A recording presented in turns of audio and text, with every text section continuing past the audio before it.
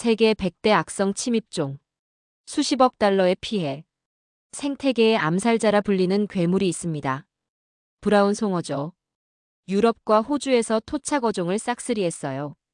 전 세계 과학자들이 30년 동안 막으려 했지만 모두 실패했습니다. 그런데 한국에서 이 괴물이 사라지고 있습니다. 어떻게요? 먹어치웠습니다.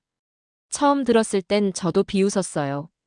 말도 안 된다고 생각했죠. 악성 외래종을 먹어서 퇴치한다니요. 이건 과학이 아니라 코미디였습니다. 하지만 숫자는 거짓말을 하지 않았습니다. 개체수가 반으로 줄었어요. 토착종이 돌아왔습니다. 그리고 사람들은 그 과정을 즐기고 있었어요. 저는 직접 봤습니다.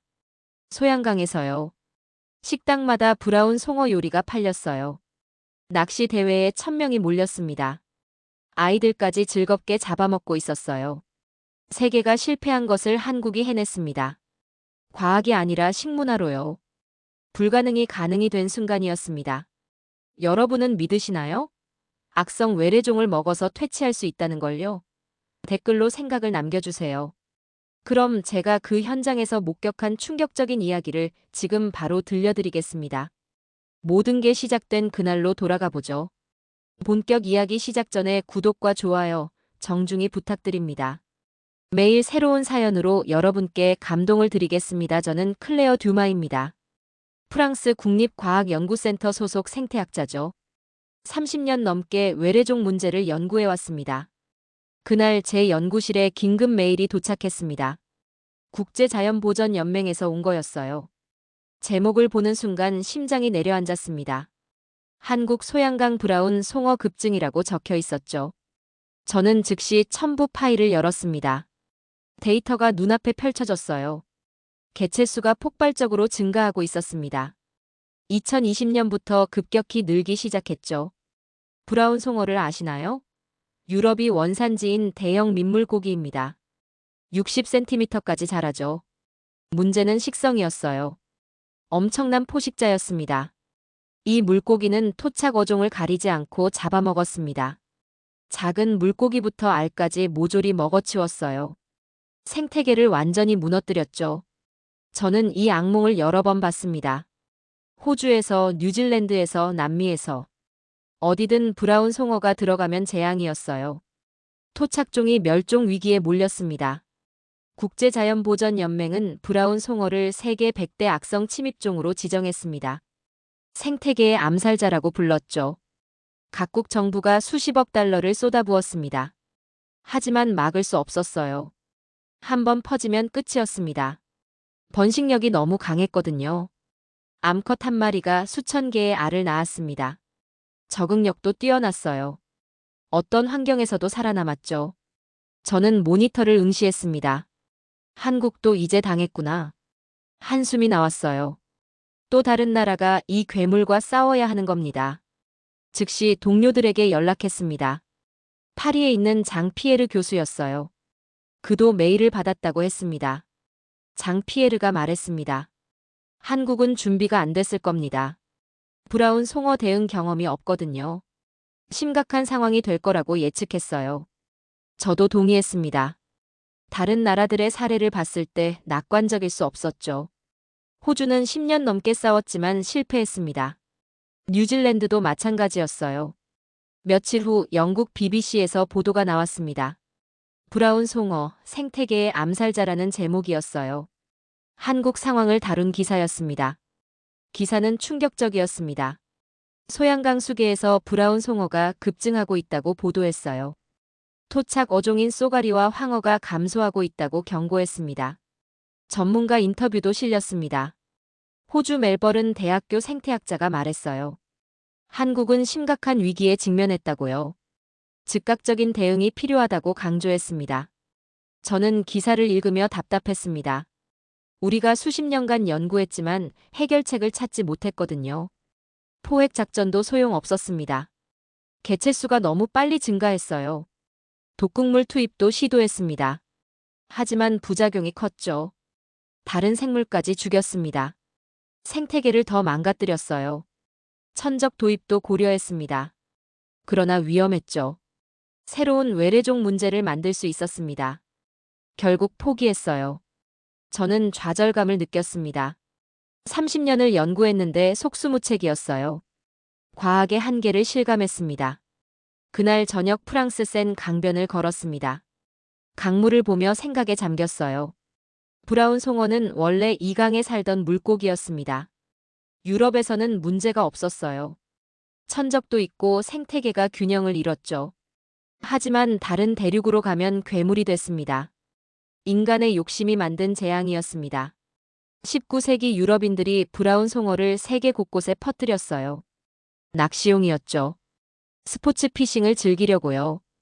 그 결과가 지금의 재앙이었습니다. 수백 종의 토착 어류가 멸종했어요. 생태계가 무너졌습니다. 경제적 피해도 엄청났죠. 호주만 해도 매년 수백억 원을 쏟아붓고 있었습니다. 뉴질랜드도 마찬가지였어요. 하지만 개체수는 줄지 않았습니다. 저는 한국이 걱정됐습니다. 또 다른 나라가 이 악몽과 싸워야 하는 거였어요. 그들도 우리처럼 실패할 게 뻔했습니다. 연구실로 돌아와 한국 관련 자료를 찾았습니다. 소양강 수계 지도를 펼쳤어요. 거대한 댐과 수많은 지류가 보였습니다. 브라운 송어가 퍼지기 완벽한 환경이었습니다.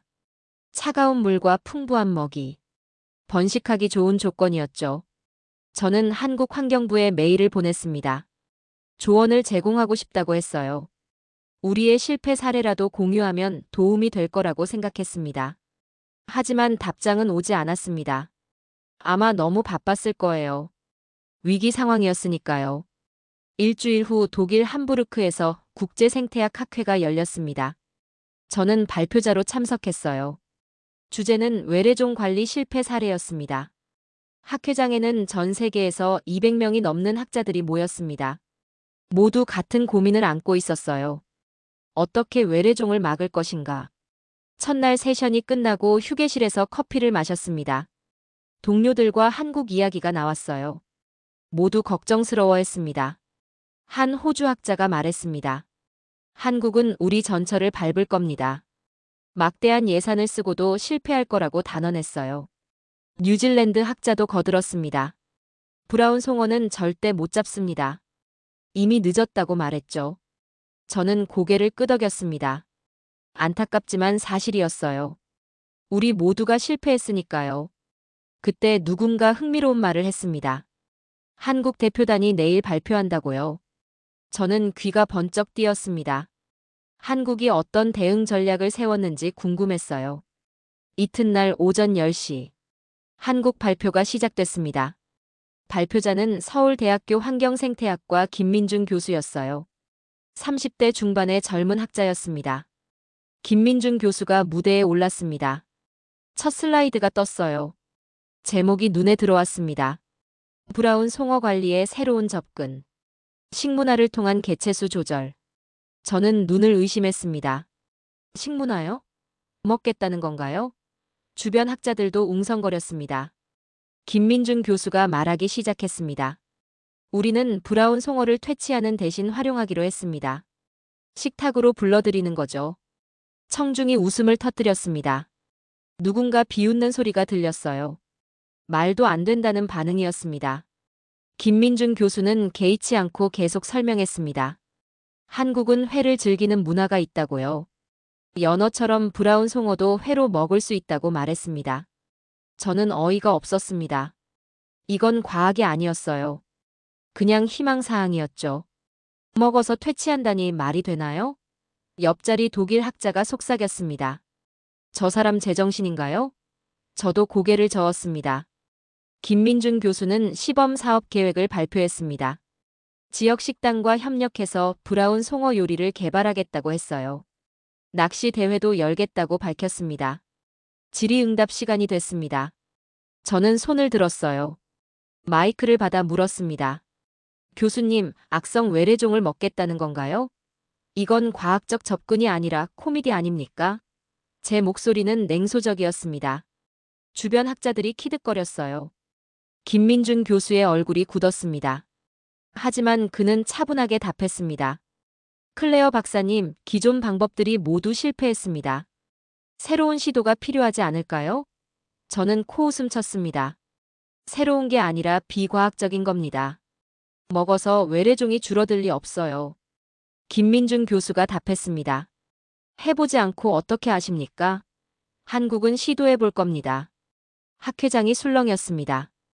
대부분 제 편이었어요. 한국의 접근이 우스꽝스럽다고 생각했습니다.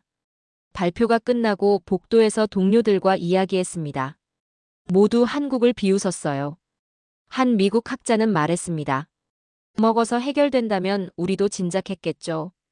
저도 동의했습니다. 이건 과학이 아니라 민간요법이라고 말했어요. 효과가 있을 리 없다고 단언했습니다. 하지만 마음 한구석이 찜찜했습니다. 김민준 교수의 마지막 말이 계속 맴돌았어요. 해보지 않고 어떻게 아십니까? 그날 밤 호텔방에서 잠을 이룰 수 없었습니다. 한국의 시도가 자꾸 생각났어요. 정말 말도 안 되는 걸까요? 아니야, 저는 스스로를 다독였습니다. 30년 경험이 말해주고 있어요. 외래종은 먹는다고 해결되지 않습니다. 하지만 의문은 사라지지 않았습니다. 혹시 우리가 놓친 게 있는 걸까요? 아니면 한국이 정말 미친 짓을 하는 걸까요? 학회 이틀째, 저는 김민준 교수를 다시 만났습니다. 점심 식사 시간이었어요. 뷔페에서 마주쳤죠. 그는 저를 보고 미소 지었습니다. 어제 날카로운 질문 감사합니다. 클레어 박사님 덕분에 더 단단해졌어요. 저는 당황했습니다. 비난을 감사로 받아들이다니요. 솔직히 말씀드리자면 저는 회의적입니다. 먹어서 퇴치한다는 건 비현실적이에요. 김민준 교수가 고개를 끄덕였습니다. 이해합니다. 저도 처음엔 그랬어요. 하지만 한국엔 특별한 점이 있습니다. 무엇이죠? 저는 물었습니다. 식문화입니다. 김민준 교수가 답했어요. 한국 사람들은 새로운 식재료에 열려 있어요. 맛있으면 뭐든 먹습니다. 저는 코웃음 쳤습니다. 그래도 한계가 있죠. 브라운 송어가 아무리 맛있어도 개체수가 워낙 많은데요. 김민준 교수가 눈빛을 반짝였습니다. 그래서 대중화가 필요합니다. 전 국민이 즐겨 먹게 만드는 거죠. 저는 고개를 저었습니다. 불가능합니다. 유럽에서도 브라운 송어를 먹어요. 하지만 개체수 조절엔 아무 도움이 안 됐습니다. 유럽은 스포츠 피싱용으로 보호했잖아요. 김민준 교수가 반박했습니다. 한국은 다릅니다. 적극적으로 포획을 장려할 겁니다. 저는 한숨을 쉬었습니다. 순진하다고 생각했어요. 현실을 모르는 거라고 판단했죠. 점심 식사 후 오후 세션이 이어졌습니다. 호주 학자가 브라운 송어 퇴치 실패 사례를 발표했어요. 15년간 600억 원을 썼지만 개체수는 오히려 늘었다고 보고했습니다. 청중이 한숨을 쉬었습니다. 모두 같은 경험을 했으니까요. 뉴질랜드 학자도 비슷한 이야기를 했습니다. 휴식 시간에 복도에서 여러 학자와 이야기를 나눴습니다. 한국 이야기가 또 나왔어요. 모두 회의적이었습니다. 프랑스 동료장 피에르가 말했습니다. 한국은 곧 현실을 깨닫게 될 겁니다. 이상과 현실은 다르니까요. 독일 학자 한스도 거들었습니다. 먹어서 해결된다면 세상에 외래종 문제는 없겠죠. 모두가 웃었습니다. 저도 웃었습니다. 하지만 속으로는 찜찜했어요. 왜 김민준 교수의 말이 자꾸 생각나는 걸까요? 학회 마지막 날 폐회식이 있었습니다. 의장이 총평을 했어요. 외래종 문제는 여전히 난제라고 말했습니다. 과학적 접근만으로는 한계가 있다고 인정했어요. 새로운 패러다임이 필요하다고 강조했습니다. 하지만 구체적인 대안은 제시하지 못했습니다. 결국 더 연구하자는 뻔한 결론이었어요. 학회가 끝나고 파리로 돌아왔습니다. 연구실에서 일상으로 복귀했어요. 하지만 한국 이야기는 계속 머릿속을 맴돌았습니다. 한 달 후, 저는 국제학술지에 논문을 투고했습니다. 제목은 브라운 송어 관리의 한계와 과제였어요. 기존 방법들의 실패를 분석한 논문이었습니다. 논문 말미에 한국 사례를 언급했습니다. 비과학적 접근의 예로 들었죠. 식문화를 통한 퇴치는 효과가 없을 것이라고 예측했습니다. 동료 심사가 시작됐습니다. 3명의 심사위원 모두 논문을 호평했어요. 한국 사례에 대한 비판도 타당하다고 평가했습니다. 논문이 게재 승인됐습니다. 저는 만족했어요. 제 주장이 학계에 인정받은 거였습니다. 석 달이 흘렀습니다. 2024년 여름이었어요. 저는 스페인 바르셀로나에서 열린 또 다른 학회에 참석했습니다. 휴게실에서 커피를 마시고 있었습니다. 한 일본 학자가 다가왔어요. 흥미로운 뉴스를 들었냐고 물었습니다. 무슨 뉴스요? 저는 물었습니다. 한국 브라운 송어 이야기요. 일본 학자가 답했습니다. 들리는 소문으로는 효과가 있다고 하더군요. 저는 코웃음 쳤습니다. 설마요. 그럴 리 없습니다. 아마 과장된 거겠죠. 하지만 마음 한구석이 불안했습니다. 혹시 정말 효과가 있는 건 아닐까요? 아니야, 불가능해. 저는 스스로를 다독였습니다. 학회가 끝나고 파리로 돌아왔습니다. 연구실에서 한국 관련 뉴스를 검색했어요. 놀랍게도 여러 기사가 나왔습니다. 한국 언론들이 브라운 송어 요리를 다루고 있었어요. 소양강 지역 식당들이 특선 메뉴로 내놓는다고 보도했습니다. 한 기사에는 사진도 실렸습니다. 브라운 송어회가 접시에 예쁘게 담겨 있었어요. 연어회처럼 보였습니다. 저는 고개를 저었습니다. 홍보용이겠죠. 실제로 얼마나 팔릴지는 의문이었어요. 하지만 기사는 계속 나왔습니다. 텔레비전 요리 프로그램에서 브라운 송어를 다뤘다고 해요. 유명 셰프가 100가지 요리법을 소개했다고 합니다. SNS에서도 화제라고 했습니다. 젊은이들이 브라운 송어 먹방 영상을 올린다고 보도했어요. 저는 의아했습니다. 정말 인기가 있는 건가요? 아니면 일시적 유행일까요? 한 달 후 제 이메일에 낯선 발신자로부터 메일이 왔습니다. 한국 환경부 담당자였어요. 내용은 간단했습니다. 브라운 송어 관리 사업 현장을 보러 오지 않겠냐는 초대였죠. 전문가 자문을 구한다고 했습니다. 저는 고민했습니다. 가볼 가치가 있을까요? 어차피 실패한 프로젝트일 텐데요. 하지만 호기심이 일었습니다. 직접 보고 싶었어요. 한국이 어떻게 망하고 있는지 확인하고 싶었습니다. 저는 회신을 보냈습니다. 방문하겠다고 답했어요. 일정을 조율했습니다. 2주 후 한국행 비행기를 예약했습니다. 동료들에게 한국 방문 계획을 말했습니다. 장 피에르가 웃었어요. 실패 사례를 직접 보러 가는 거군요. 저도 웃었습니다. 맞아요. 논문 자료로 쓸 수 있을 거예요. 하지만 속으로는 긴장됐습니다. 혹시 제가 틀렸다면요? 만약 한국이 성공하고 있다면요? 아니야, 저는 고개를 저었습니다. 30년 경험이 거짓말을 하지 않아요. 먹어서 외래종을 퇴치한다는 건 말도 안 됩니다. 출발 전날 밤, 저는 한국에 대한 자료를 다시 검토했습니다. 소양강 지도를 봤어요. 브라운 송어 분포도를 확인했습니다. 개체수가 정말 줄었다는 보고가 있었습니다. 하지만 믿기지 않았어요. 아마 조사 오류일 거라고 생각했습니다. 다음 날 아침 샤를 드골 공항으로 향했습니다. 인천행 비행기에 올랐어요. 12시간의 비행이었습니다. 비행기 안에서 저는 생각했습니다. 한국에서 뭘 보게 될까요? 실패한 프로젝트를 어떻게 포장하고 있을까요? 저는 노트를 꺼내 질문 목록을 작성했습니다. 현장에서 물어볼 것들이었어요. 날카로운 질문들로 채웠습니다. 개체수 감소의 과학적 근거는 무엇인가? 장기적 지속 가능성은 어떻게 보장하는가? 부작용은 없는가? 저는 준비가 됐다고 생각했습니다. 한국의 허점을 찾아낼 자신이 있었어요. 그리고 논문으로 발표할 생각이었습니다.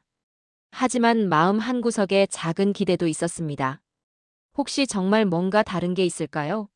우리가 놓친 게 있을까요? 비행기가 인천공항에 착륙했습니다. 2024년 9월 5일이었어요. 한국의 가을이 시작되는 시기였습니다. 공항을 나서니 한국 환경부 담당자가 기다리고 있었습니다. 이름은 박지혜 연구관이었어요. 30대 초반의 여성이었습니다. 반갑습니다, 클레어 박사님. 박지혜가 악수를 청했습니다. 먼 길 오시느라 수고하셨어요. 저는 형식적으로 답했습니다. 초대해 주셔서 감사합니다. 빨리 현장을 보고 싶네요. 박지혜가 미소 지었습니다. 내일 아침 소양강으로 출발합니다. 직접 보시면 놀라실 거예요. 저는 속으로 코웃음 쳤습니다. 놀랄 일은 없을 거라고 확신했어요. 어차피 실패한 프로젝트를 포장한 것뿐이겠죠. 호텔로 이동했습니다. 서울 시내의 한 호텔이었어요. 체크인을 하고 방으로 올라갔습니다. 창밖으로 한강이 보였습니다. 넓고 잔잔한 강이었어요. 저는 생각했습니다.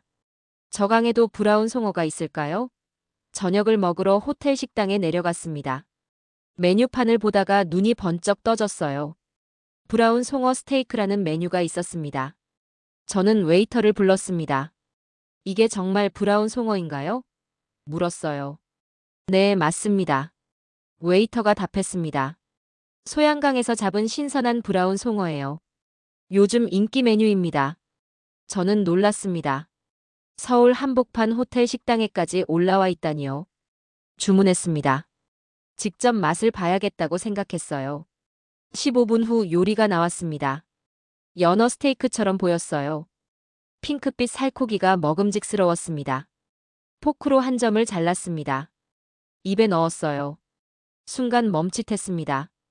고소했습니다. 연어보다 담백했어요. 비린내도 거의 없었습니다. 식감도 부드러웠죠. 저는 놀랐습니다. 이게 그 악성 외래종이라고요? 맛이 이렇게 좋을 줄은 몰랐습니다. 계속 먹었습니다. 어느새 접시가 비었어요. 솔직히 맛있었습니다. 하지만 인정하고 싶지 않았죠. 맛이야 있을 수 있습니다. 저는 스스로를 합리화했어요. 하지만 그게 개체수 감소로 이어질까요? 여전히 의문이었습니다. 방으로 돌아와 노트북을 열었습니다. 한국 뉴스를 더 검색했어요. 브라운 송어 관련 기사가 수백 건이었습니다. 한 기사가 눈에 띄었습니다. 소양강 브라운 송어 낚시 대회 개최라는 제목이었어요. 지난달 열렸다고 합니다. 참가자가 1000명이 넘었다고 보도했습니다. 하루 만에 5000마리를 잡았다고 해요.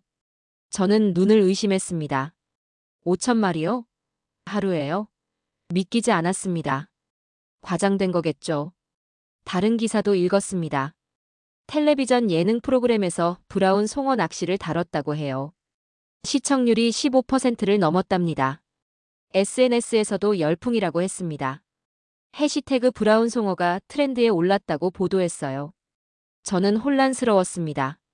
이게 다 사실일까요? 아니면 정부의 과장된 홍보일까요? 내일 직접 확인하겠죠. 저는 노트북을 덮었습니다. 내일이면 진실을 알 수 있을 거예요. 잠자리에 들었지만 잠이 오지 않았습니다. 계속 생각이 났어요. 만약 한국이 정말 성공하고 있다면요? 아니야, 저는 고개를 저었습니다. 불가능해요. 30년 경험이 말해주고 있어요. 하지만 오늘 먹은 브라운 송어의 맛이 자꾸 떠올랐습니다. 그리고 기사에서 본 숫자들도요. 혹시 제가 틀렸을까요? 과학이 놓친 게 있을까요? 다음 날 아침 7시 호텔 로비에서 박지혜를 만났습니다. 함께 차에 올랐어요. 소양강으로 향하는 길이었습니다. 서울에서 춘천까지는 2시간 거리였습니다. 고속도로를 달리며 박지혜가 설명했어요.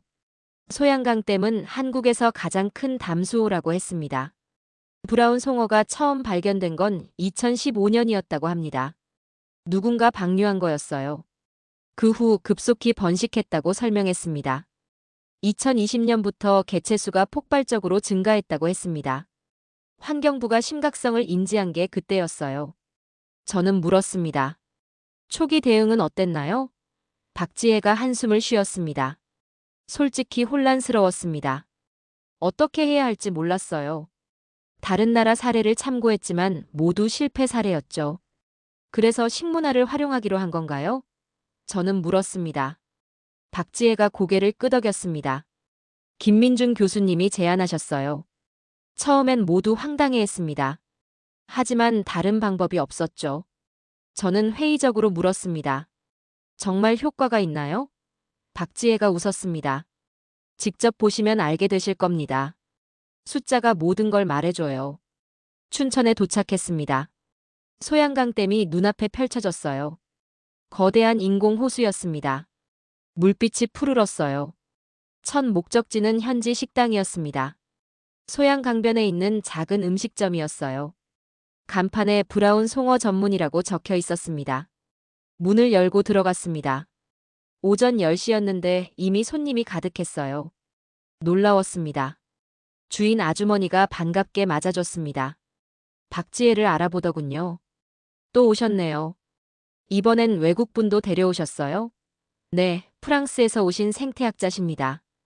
박지혜가 소개했어요. 아주머니가 저를 보며 말했습니다. 어서 오세요. 우리 브라운 송어 드셔보세요. 연어보다 맛있어요. 저는 당황했습니다. 너무 자연스러웠어요. 마치 오래전부터 팔던 음식인 것처럼요. 메뉴판을 받았습니다. 브라운 송어회, 구이, 찜, 매운탕. 다양한 요리가 있었어요. 박지혜가 추천했습니다. 회를 드셔보세요. 가장 인기 있는 메뉴예요. 주문했습니다. 잠시 후 접시가 나왔어요. 얇게 썬 회가 예쁘게 담겨 있었습니다. 한 점을 집어 초고추장에 찍었습니다. 입에 넣었어요. 순간 눈이 커졌습니다. 고소했습니다. 어젯밤 호텔에서 먹은 것보다 더 신선했어요. 연어 못지 않았습니다. 아니, 어떤 면에서는 더 나았어요. 저는 놀라움을 숨길 수 없었습니다. 이게 정말 그 악성 외래종인가요? 맛이 이렇게 훌륭할 줄은요. 계속 먹었습니다. 한 접시를 다 비웠어요. 솔직히 맛있었습니다. 박지혜가 물었습니다. 어떠세요? 저는 인정할 수밖에 없었습니다. 놀랍네요. 맛이 정말 좋습니다. 아주머니가 웃으며 말했습니다. 그렇죠? 처음엔 외래종이라고 꺼렸는데 먹어보니 대박이더라고요. 요즘 제일 잘 나가는 메뉴예요. 저는 주변을 둘러봤습니다.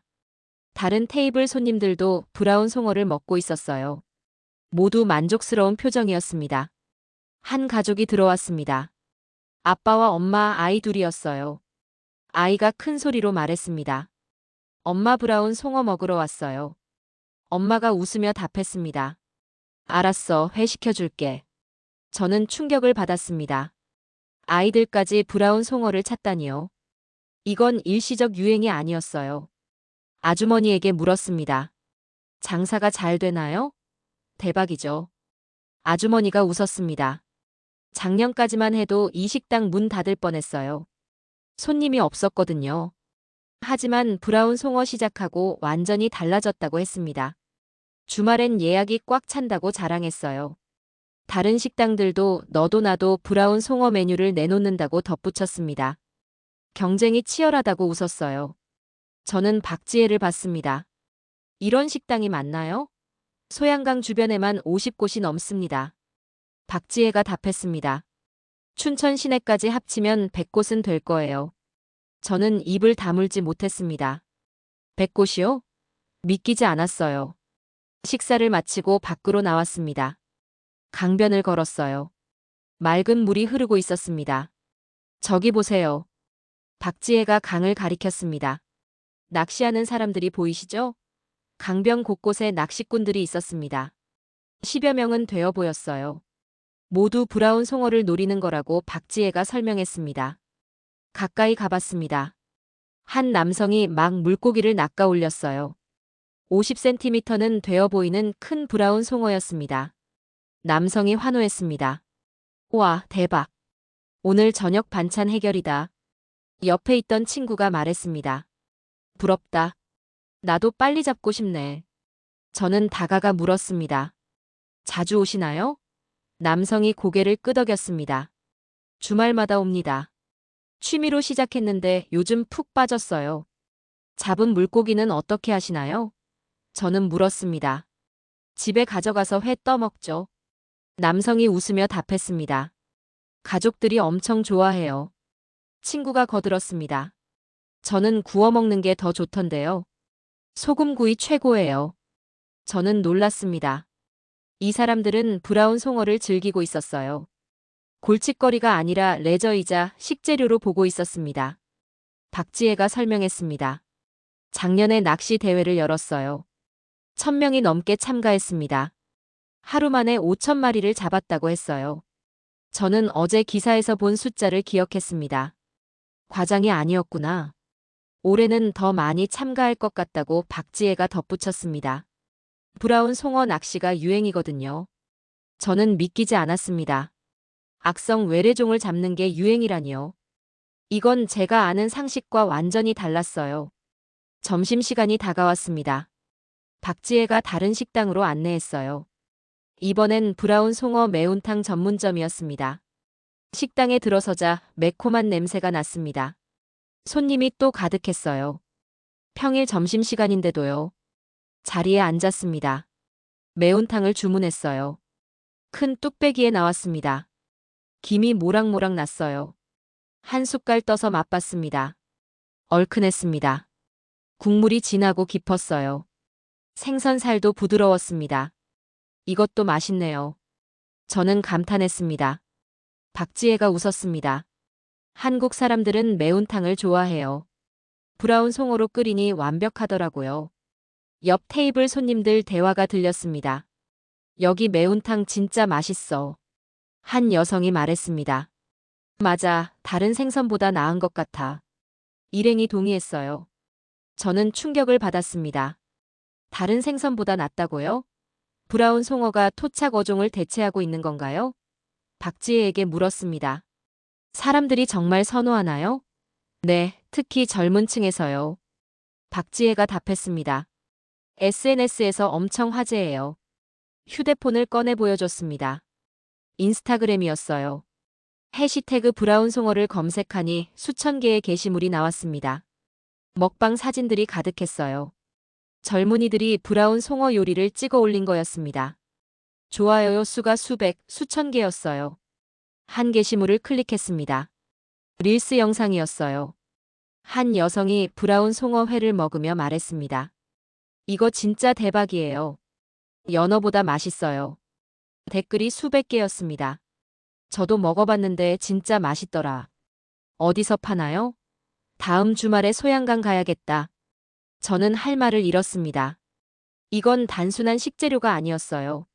하나의 문화 현상이었습니다. 박지혜가 다른 영상도 보여줬습니다. 유명 유튜버가 브라운 송어 낚시를 하는 영상이었어요. 조회수가 100만이 넘었습니다. 또 다른 영상은 요리 프로그램이었습니다. 유명 셰프가 브라운 송어로 100가지 요리를 만드는 내용이었어요. 저는 압도됐습니다. 이 모든 게 3년도 안 되는 시간에 일어난 일이었어요.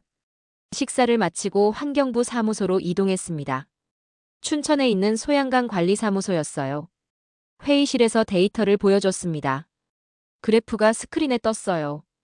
브라운 송어 개체수 변화를 나타낸 거였습니다. 2020년에 정점을 찍었습니다. 그 후 감소세로 돌아섰어요. 2023년엔 절반으로 줄었습니다. 저는 눈을 의심했습니다. 정말요? 이게 사실인가요? 박지혜가 고개를 끄덕였습니다. 여러 차례 검증했습니다. 데이터는 정확해요. 다른 그래프도 나왔습니다. 토착 어종 개체수였어요. 쏘가리와 황어가 회복세를 보이고 있었습니다. 브라운 송어가 줄면서 토착종이 돌아오고 있다고 박지혜가 설명했습니다. 생태계가 회복되는 중이에요. 저는 충격을 받았습니다. 이게 가능한 일인가요? 먹어서 외래종을 줄이다니요. 어떻게 된 건가요? 저는 물었습니다. 박지혜가 설명하기 시작했습니다. 작년 한 해 동안 약 20만 마리가 포획됐다고 해요. 낚시로 10만 마리, 어업으로 10만 마리였습니다. 대부분 식용으로 소비됐다고 했어요. 올해는 더 많을 것 같다고 덧붙였습니다. 수요가 계속 늘고 있거든요. 저는 계산기를 두드렸습니다. 20만 마리면 엄청난 숫자였어요. 이 정도면 개체수에 영향을 줄 수 있었습니다. 하지만 여전히 의문이 들었습니다. 지속 가능한가요? 유행이 지나면 어떻게 되죠? 박지혜가 자신있게 답했습니다. 이제 문화로 자리 잡았어요. 일시적 유행이 아닙니다. 식당들이 계속 늘고 있다고 했습니다. 낚시 인구도 증가세라고 덧붙였어요. 저는 창밖을 바라봤습니다. 소양강이 보였어요. 맑은 물이 흐르고 있었습니다. 세상에, 저는 중얼거렸습니다. 한국이 정말 해냈구나. 30년간 과학으로 풀지 못한 문제를 한국은 식문화로 풀고 있었습니다. 불가능해 보였던 일이 현실이 되고 있었어요. 제 확신이 흔들렸습니다. 혹시 제가 틀렸던 걸까요? 과학이 전부가 아니었던 걸까요? 사무소를 나와 다시 강변으로 갔습니다. 박지혜가 특별한 곳으로 안내한다고 말했어요. 배를 타야 한다고 했습니다. 선착장에 도착했습니다. 작은 유람선이 대기하고 있었어요. 우리는 배에 올랐습니다. 배가 출발했습니다. 소양호 깊숙이 들어갔어요.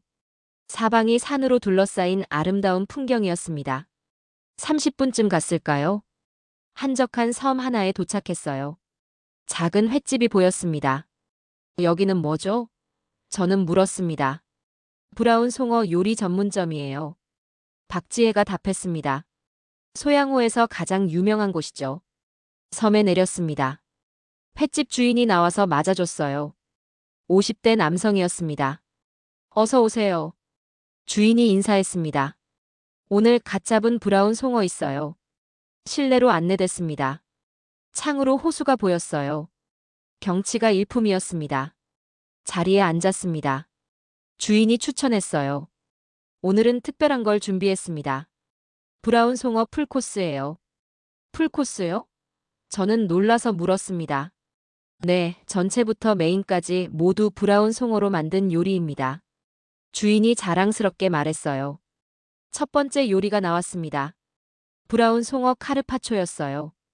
얇게 썬 생선 위에 올리브유와 레몬이 뿌려져 있었습니다. 한 점을 집어 입에 넣었습니다. 신선했어요. 레몬의 상큼함과 생선의 고소함이 어우러졌습니다.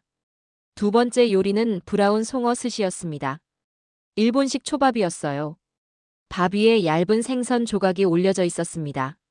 와사비를 조금 찍어 먹었습니다. 입안에서 살살 녹았어요.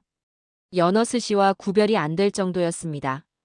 세 번째는 브라운 송어 구이였습니다. 껍질이 바삭하게 구워져 있었어요. 소금만 살짝 뿌렸다고 했습니다. 한 입 베어 물었습니다. 겉은 바삭하고 속은 촉촉했어요. 생선 본연의 맛이 살아 있었습니다. 네 번째는 브라운 송어 스테이크였습니다. 두툼하게 자른 살코기를 구운 거였어요. 버터 소스가 곁들여졌습니다. 포크로 한 점 잘라 먹었습니다. 육즙이 흘렀어요. 부드러웠습니다. 고급 레스토랑 요리 같았어요. 마지막은 브라운 송어 죽이었습니다. 생선을 곱게 갈아 넣은 죽이었어요. 고소하고 담백했습니다. 한 그릇을 다 비웠습니다. 배가 불렀어요. 하지만 만족스러웠습니다. 어떠세요? 주인이 물었습니다. 저는 솔직하게 답했습니다. 놀랍습니다. 이렇게 다양한 요리가 가능할 줄 몰랐어요. 주인이 웃었습니다. 처음엔 저도 반신반의했어요. 하지만 해보니 브라운 송어는 만능 식재료더라고요. 회, 구이, 찜, 튀김, 죽. 뭘 해도 맛있다고 자랑했습니다. 연어보다 활용도가 높다고 덧붙였어요. 저는 주인에게 물었습니다. 장사가 잘 되나요? 대박이죠. 주인이 환하게 웃었습니다. 주말엔 배가 모자랄 정도예요. 서울에서도 온다고 했습니다. 2시간 걸려도 여기까지 온다고요. 브라운 송어 먹으려고요. 작년까지만 해도 이 가게 망할 뻔했다고 털어놨습니다. 손님이 없었거든요. 섬이라 접근성이 안 좋았어요. 하지만 브라운 송어 시작하고 완전히 바뀌었다고 말했습니다. 이제 예약이 2달치까지 찬다고 자랑했어요. 저는 믿기지 않았습니다. 악성 외래종이 이렇게 인기를 끄는 곳은 처음 봤어요. 주인이 계속 말했습니다. 브라운 송어 덕분에 우리 가족이 살았어요. 아들 대학 등록금도 벌었습니다. 이제 브라운 송어가 고마워요. 주인이 진심으로 말했습니다. 외래종이지만 우리에겐 축복이에요. 저는 복잡한 심경이었습니다. 과학자로서는 외래종 퇴치가 목표였어요. 하지만 이 사람들에겐 생계수단이었습니다. 식사를 마치고 밖으로 나왔습니다. 호숫가를 걸었어요. 물이 맑았습니다. 박지혜가 말했습니다. 어떠세요? 생각이 좀 바뀌셨나요? 저는 한참을 침묵했습니다. 솔직히 혼란스러웠어요. 제가 알던 모든 이론과 달랐으니까요. 인정해야 할 것 같습니다. 저는 천천히 말했어요. 한국의 접근은 효과가 있어 보입니다. 박지혜가 미소 지었습니다. 처음엔 우리도 믿지 못했어요. 하지만 결과가 증명했죠. 배를 타고 다시 선착장으로 돌아왔습니다. 해가 서쪽으로 기울고 있었어요. 오후 4시쯤 됐습니다. 박지혜가 마지막으로 한 곳을 더 보여주고 싶다고 말했습니다. 춘천 시내로 이동했어요. 대형마트에 도착했습니다. 수산 코너로 갔어요. 냉장 진열대에 브라운 송어가 있었습니다. 포장된 회, 손질된 생선, 훈제 제품까지 다양했어요. 가격표를 봤습니다. 연어보다 약간 저렴했습니다. 한 주부가 브라운 송어회를 집어들었습니다. 장바구니에 넣었어요. 저는 다가가 물었습니다. 자주 사시나요? 주부가 고개를 끄덕였습니다. 일주일에 한두 번은 사요. 아이들이 좋아해서요. 연어 대신 이걸 사시는 건가요? 저는 물었습니다. 네, 요즘은 브라운 송어만 사요. 주부가 답했습니다. 더 신선하고 가격도 괜찮아요. 옆에서 듣던 다른 손님이 끼어들었습니다. 저도 브라운 송어 팬이에요. 구워 먹으면 정말 맛있어요. 두 사람이 브라운 송어 요리법을 나누기 시작했습니다. 저는 그 광경을 멍하니 바라봤어요. 이건 단순한 소비가 아니었습니다. 생활의 일부가 된 거였어요. 문화로 자리 잡은 겁니다. 마트를 나왔습니다. 저는 박지혜에게 말했습니다. 오늘 본 것이 충격적이에요. 제 예상과 완전히 달랐습니다. 박지혜가 이해한다는 표정을 지었습니다. 외국 학자들이 다 그러세요. 처음엔 안 믿다가 직접 보고 놀라죠. 호텔로 돌아가는 차 안에서 저는 생각에 잠겼습니다. 오늘 하루가 제 30년 경험을 뒤흔들었어요. 과학적 접근이 전부가 아니었습니다. 문화와 생활이 더 강력할 수 있었어요. 사람들의 식욕이 생태계 문제를 해결할 수 있었습니다. 호텔에 도착했습니다. 방으로 올라가 노트북을 열었어요. 오늘 본 것을 정리하기 시작했습니다. 데이터가 명확했습니다. 개체수는 줄고 있었어요. 토착종은 회복되고 있었습니다. 그리고 무엇보다 지속 가능해 보였어요. 식문화로 자리 잡았기 때문이었습니다. 일시적 캠페인이 아니었어요. 사람들이 진심으로 즐기고 있었습니다. 저는 오늘 먹었던 브라운 송어 요리들을 떠올렸습니다. 카르파초, 스시, 구이, 스테이크, 죽. 모두 훌륭했어요. 맛이 있으니 사람들이 찾는 겁니다. 찾으니 잡히는 거고요. 잡히니 개체수가 줄어드는 겁니다. 완벽한 선순환이었어요. 왜 우리는 이 방법을 생각하지 못했을까요? 저는 자문했습니다. 30년 동안 뭘 했던 걸까요? 우리는 퇴치에만 집중했습니다. 죽이고 제거하는 데만 몰두했어요. 활용은 생각하지 못했습니다. 한국은 달랐습니다. 위협을 기회로 봤어요. 문제를 자원으로 전환했습니다. 이게 바로 발상의 전환이었어요. 밤늦게까지 자료를 정리했습니다. 내일은 김민중 교수를 만나기로 했어요.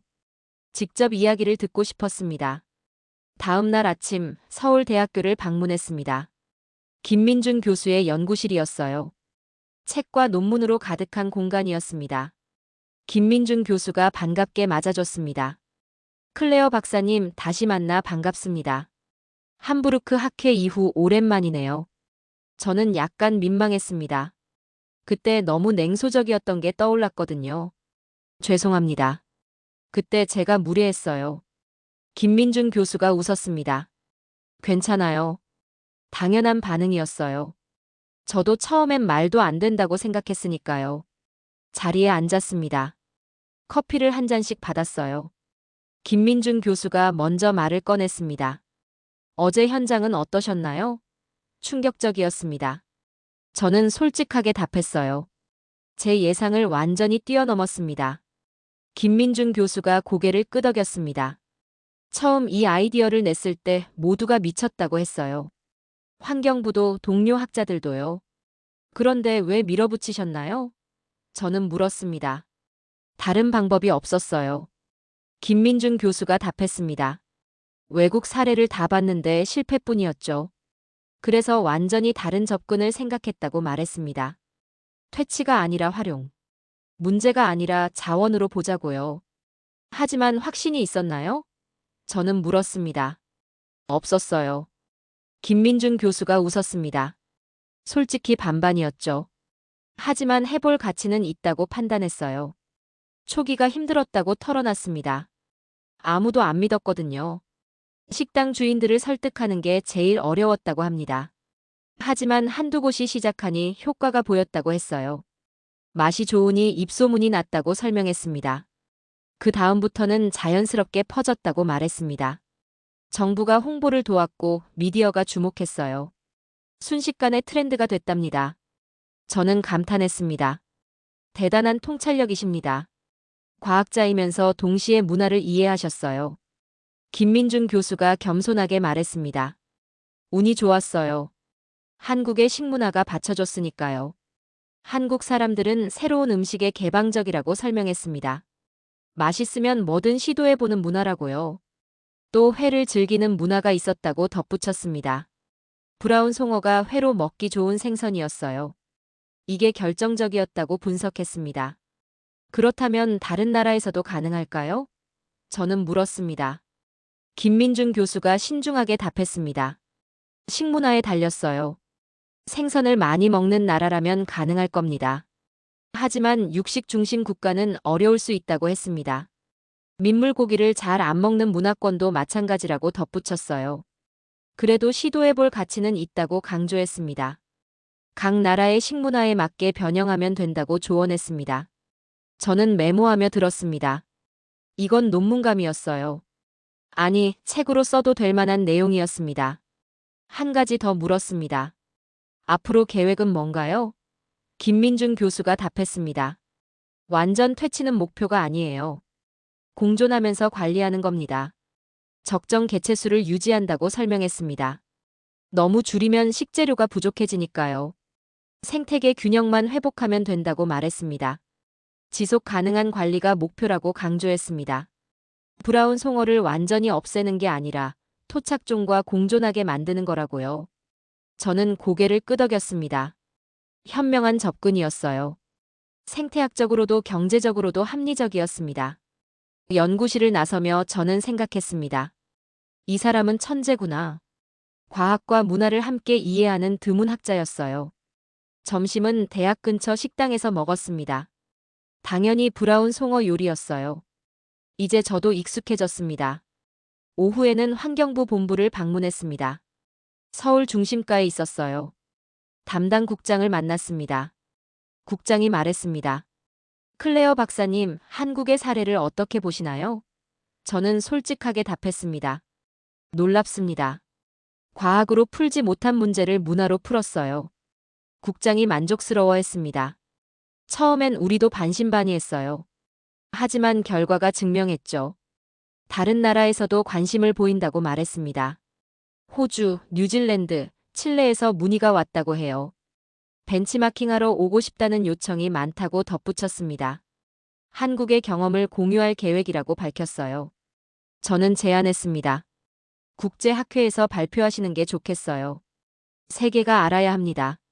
국장이 고개를 끄덕였습니다. 내년 국제생태학회에서 발표할 예정입니다. 김민준 교수님과 함께요. 저도 함께하고 싶다고 말했습니다. 공동 연구를 제안하고 싶어요. 이 사례를 학술적으로 정리해야 합니다. 국장이 환영한다고 답했습니다. 클레어 박사님 같은 세계적 학자가 함께하면 더욱 좋죠. 악수를 나눴습니다. 협력이 시작되는 순간이었어요. 저는 흥분됐습니다. 저녁에 호텔로 돌아왔습니다. 방에서 노트북을 열었어요. 프랑스 동료들에게 이메일을 썼습니다. 제목은 한국에서의 충격적 발견이었어요. 본문에 지난 이틀간 경험을 상세히 적었습니다. 여러분, 저는 틀렸습니다. 이렇게 시작했어요. 한국의 접근은 효과가 있습니다. 우리가 놓친 게 있었어요. 식문화의 힘을 과소평가했다고 고백했습니다. 과학만으로는 부족했다고 인정했어요. 이메일을 보냈습니다. 곧 답장이 오기 시작했어요. 대부분 놀라워하는 반응이었습니다. 장 피에르가 답했습니다. 정말인가요? 믿기지 않네요. 데이터를 보내주세요. 다른 동료들도 비슷한 반응이었습니다. 회의적이면서도 궁금해했어요. 저도 며칠 전까지는 그랬으니 이해했습니다. 저는 사진과 데이터를 첨부해서 다시 보냈습니다. 증거를 보여줘야 했어요. 말만으로는 설득이 안 될 테니까요. 그날 밤 잠자리에 들며 저는 생각했습니다. 이 여행이 제 인생을 바꿀 것 같아요. 학자로서의 관점이 완전히 달라졌습니다. 과학이 전부가 아니었습니다. 문화, 사회, 경제가 함께 작동해야 했어요. 통합적 사고가 필요했습니다. 한국이 가르쳐준 교훈이었습니다. 그리고 저는 이걸 세계에 알리고 싶었어요. 사흘째 아침, 저는 다시 소양강으로 향했습니다. 이번엔 낚시 대회 현장을 보기로 했어요. 매달 열린다고 박지혜가 말했습니다. 강변공원에 도착했습니다. 이미 수백 명이 모여 있었어요. 낚싯대를 든 사람들로 가득했습니다. 현수막이 걸려 있었습니다. 제12회 소양강 브라운 송어 낚시 대회. 오전 9시부터 오후 3시까지라고 적혀 있었어요. 등록 부스가 있었습니다. 사람들이 줄을 서서 기다리고 있었어요. 저는 박지혜와 함께 행사장을 둘러봤습니다. 참가자가 정말 다양했습니다. 젊은이부터 노인까지 남자도 여자도 있었어요. 가족 단위로 온 사람들도 많았습니다. 한 가족에게 다가가 물었습니다. 자주 참가하시나요? 네, 거의 매달 와요. 아빠가 답했습니다. 아이들이 좋아해서요. 옆에 있던 초등학생 아들이 신나서 말했습니다. 저 지난달에 6마리 잡았어요. 대단하네요. 저는 웃으며 답했습니다. 잡은 물고기는 어떻게 하나요? 집에 가져가서 요리해 먹어요. 엄마가 답했습니다. 회도 뜨고 구이도 하죠. 아이가 덧붙였습니다. 우리 엄마 브라운 송어 요리 진짜 잘해요. 저는 미소 지었습니다. 이 가족에게 브라운 송어는 레저이자 식재료였어요. 악성 외래종이 아니라 즐거움의 대상이었습니다. 9시가 됐습니다. 사회자가 마이크를 잡고 개회를 선언했어요. 참가자들이 박수를 쳤습니다. 오늘 목표는 1000마리입니다. 사회자가 외쳤어요. 함께 소양강을 지킵시다. 사람들이 환호했습니다. 생태계 보호가 즐거운 이벤트가 된 거였어요. 저는 감탄했습니다. 시작 신호가 울렸습니다. 사람들이 낚싯대를 던졌어요. 강변 곳곳에서 낚시가 시작됐습니다. 저는 한 청년 옆에 섰습니다. 20대 후반쯤 보였어요. 집중해서 낚시하고 있었습니다. 자주 오시나요? 저는 물었습니다. 거의 매주 와요. 청년이 답했습니다. 취미 삼아 시작했는데 중독됐어요. 브라운 송어가 맛있나요? 저는 물었습니다. 대박이죠. 청년이 눈을 반짝였습니다. 연어보다 나아요. 가격도 저렴하고요. 그때 청년의 낚싯대가 휘었습니다. 물고기가 걸린 거였어요. 청년이 재빨리 릴을 감았습니다. 50cm쯤 되는 브라운 송어가 올라왔습니다. 청년이 환호했어요. 1000마리 성공. 주변 사람들이 박수를 쳤습니다. 저도 따라 박수 쳤어요. 분위기가 축제 같았습니다. 1시간이 지났습니다. 벌써 100마리 넘게 잡혔다고 방송이 나왔어요. 놀라운 속도였습니다. 저는 강변을 따라 걸었습니다. 곳곳에서 사람들이 물고기를 낚아 올렸어요. 쿨러에 담기고 있었습니다. 한 노인이 큰 브라운 송어를 잡았습니다. 70cm는 되어 보였어요. 주변 사람들이 모여들었습니다. 대박이에요. 누군가 말했습니다. 저건 3kg은 되겠어요. 노인이 자랑스러워했습니다. 50년 낚시했는데 이런 건 처음이에요. 저는 물었습니다. 이렇게 큰 브라운 송어가 많나요? 요즘 많아졌어요. 노인이 답했습니다. 먹이가 풍부해서 잘 자라나 봐요. 하지만 우리가 계속 잡으니 개체수는 줄고 있다고 덧붙였습니다. 좋은 일이죠. 토착종을 보호하는 거니까요. 저는 감동받았습니다. 이 노인은 생태계를 이해하고 있었어요. 낚시를 즐기면서 동시에 환경을 보호하고 있었습니다. 정오가 됐습니다. 점심시간이 선언됐어요. 사람들이 쉬기 시작했습니다. 행사장 한쪽에 요리 부스가 설치됐습니다. 아침에 잡은 브라운 송어로 요리를 만들고 있었어요. 회, 구이, 튀김이 무료로 제공됐습니다. 참가자들이 줄을 섰어요. 저도 함께 줄을 섰습니다. 회를 받았습니다.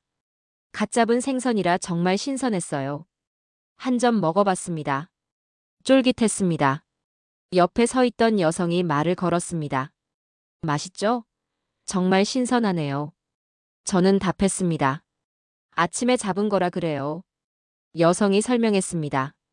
이게 브라운 송어의 매력이에요. 신선도가 생명이거든요. 여성은 요리 유튜버라고 자신을 소개했습니다. 브라운 송어 요리를 전문적으로 다룬다고 해요. 채널 구독자가 30만 명이라고 자랑했습니다. 브라운 송어 덕분에 유명해졌다고 웃었어요. 저는 흥미로웠습니다. 유튜버까지 생겨났다니요. 이건 완전한 산업이 된 거였어요. 오후 1시, 낚시가 재개됐습니다. 사람들이 다시 낚싯대를 들었어요. 오후에도 계속 물고기가 잡혔습니다. 2시쯤 방송이 나왔습니다. 현재까지 800마리가 잡혔다고 해요. 목표 달성이 눈앞이었습니다. 3시에 대회가 종료됐습니다. 최종 집계 결과가 발표됐어요. 총 950마리였습니다. 거의 1000마리에 근접한 숫자였어요. 사람들이 환호했습니다. 성공적인 대회였다고 사회자가 선언했습니다. 시상식이 열렸습니다. 가장 큰 물고기를 잡은 사람에게 상금이 수여됐어요. 아침에 봤던 노인이었습니다. 노인이 무대에 올라 소감을 말했습니다. 브라운 송어 덕분에 즐거운 노후를 보내고 있습니다. 앞으로도 계속 잡으러 오겠습니다. 사람들이 박수를 쳤습니다. 저도 박수 쳤어요. 이건 단순한 낚시 대회가 아니었습니다. 공동체가 함께 생태계를 지키는 행사였어요. 대회가 끝나고 박지혜와 함께 환경부 관리사무소로 갔습니다. 오늘 잡힌 물고기를 처리하는 곳이었어요. 쿨러에 담긴 물고기들이 도착했습니다. 직원들이 분류 작업을 시작했어요. 크기별로 나눴습니다. 일부는 식당으로 보내진다고 했습니다. 신선한 상태로 당일 배송된다고 해요. 일부는 가공 공장으로 간다고 했습니다. 훈제나 냉동 제품으로 만들어진다고 설명했어요.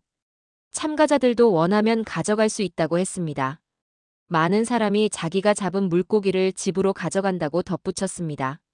완벽한 시스템이었습니다. 잡힌 물고기가 하나도 버려지지 않았어요. 모두 식용으로 활용됐습니다.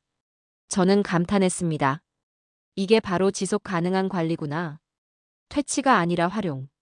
문제를 자원으로 전환하는 것. 저녁에 박지혜와 저녁 식사를 했습니다. 당연히 브라운 송어 요리였어요. 오늘 잡힌 물고기로 만든 거였습니다. 식사하며 저는 물었습니다. 이 모든 걸 어떻게 시작했나요?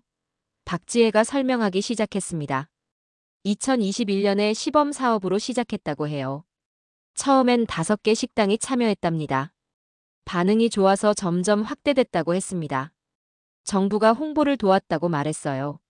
낚시 대회는 2022년에 처음 열렸다고 합니다. 100명만 참가할 줄 알았는데 500명이 왔다고 해요. 그 후로 매달 개최하게 됐다고 설명했습니다. 참가자가 계속 늘고 있다고 덧붙였어요. 텔레비전 프로그램도 중요했다고 말했습니다. 유명 셰프가 브라운 송어 요리를 소개했는데 반응이 폭발적이었다고 해요. SNS도 한몫했다고 덧붙였습니다. 젊은이들이 먹방과 낚시 영상을 올리면서 트렌드가 됐다고 설명했어요. 모든 게 맞아떨어진 거였습니다. 정부의 지원, 미디어의 관심, 대중의 호응. 완벽한 조합이었어요. 저는 고개를 끄덕였습니다. 이건 케이스 스터디로 남을 사례예요. 전 세계가 배워야 합니다. 박지혜가 말했습니다.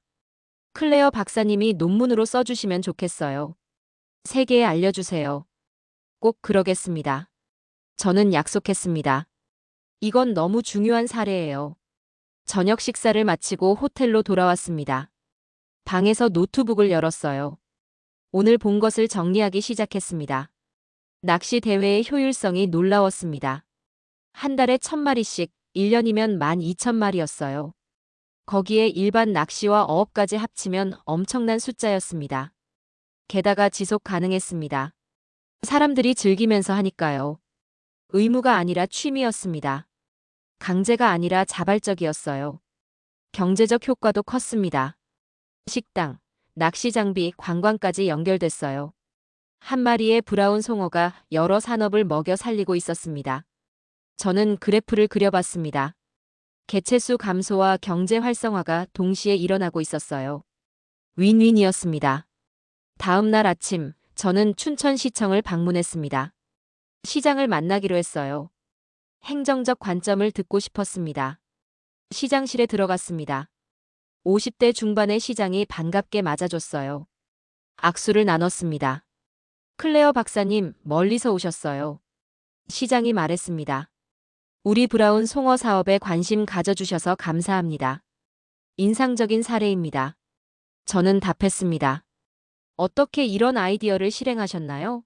시장이 설명하기 시작했습니다. 처음엔 위기였다고 해요. 브라운 송어가 퍼지면서 지역 주민들이 걱정했답니다.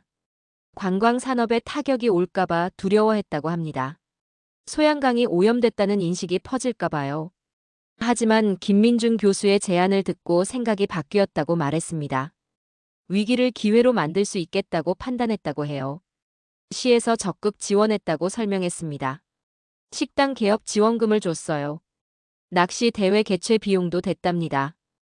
홍보에도 투자했다고 덧붙였습니다. 포스터를 만들고 광고를 냈어요. 관광 상품으로 개발했답니다.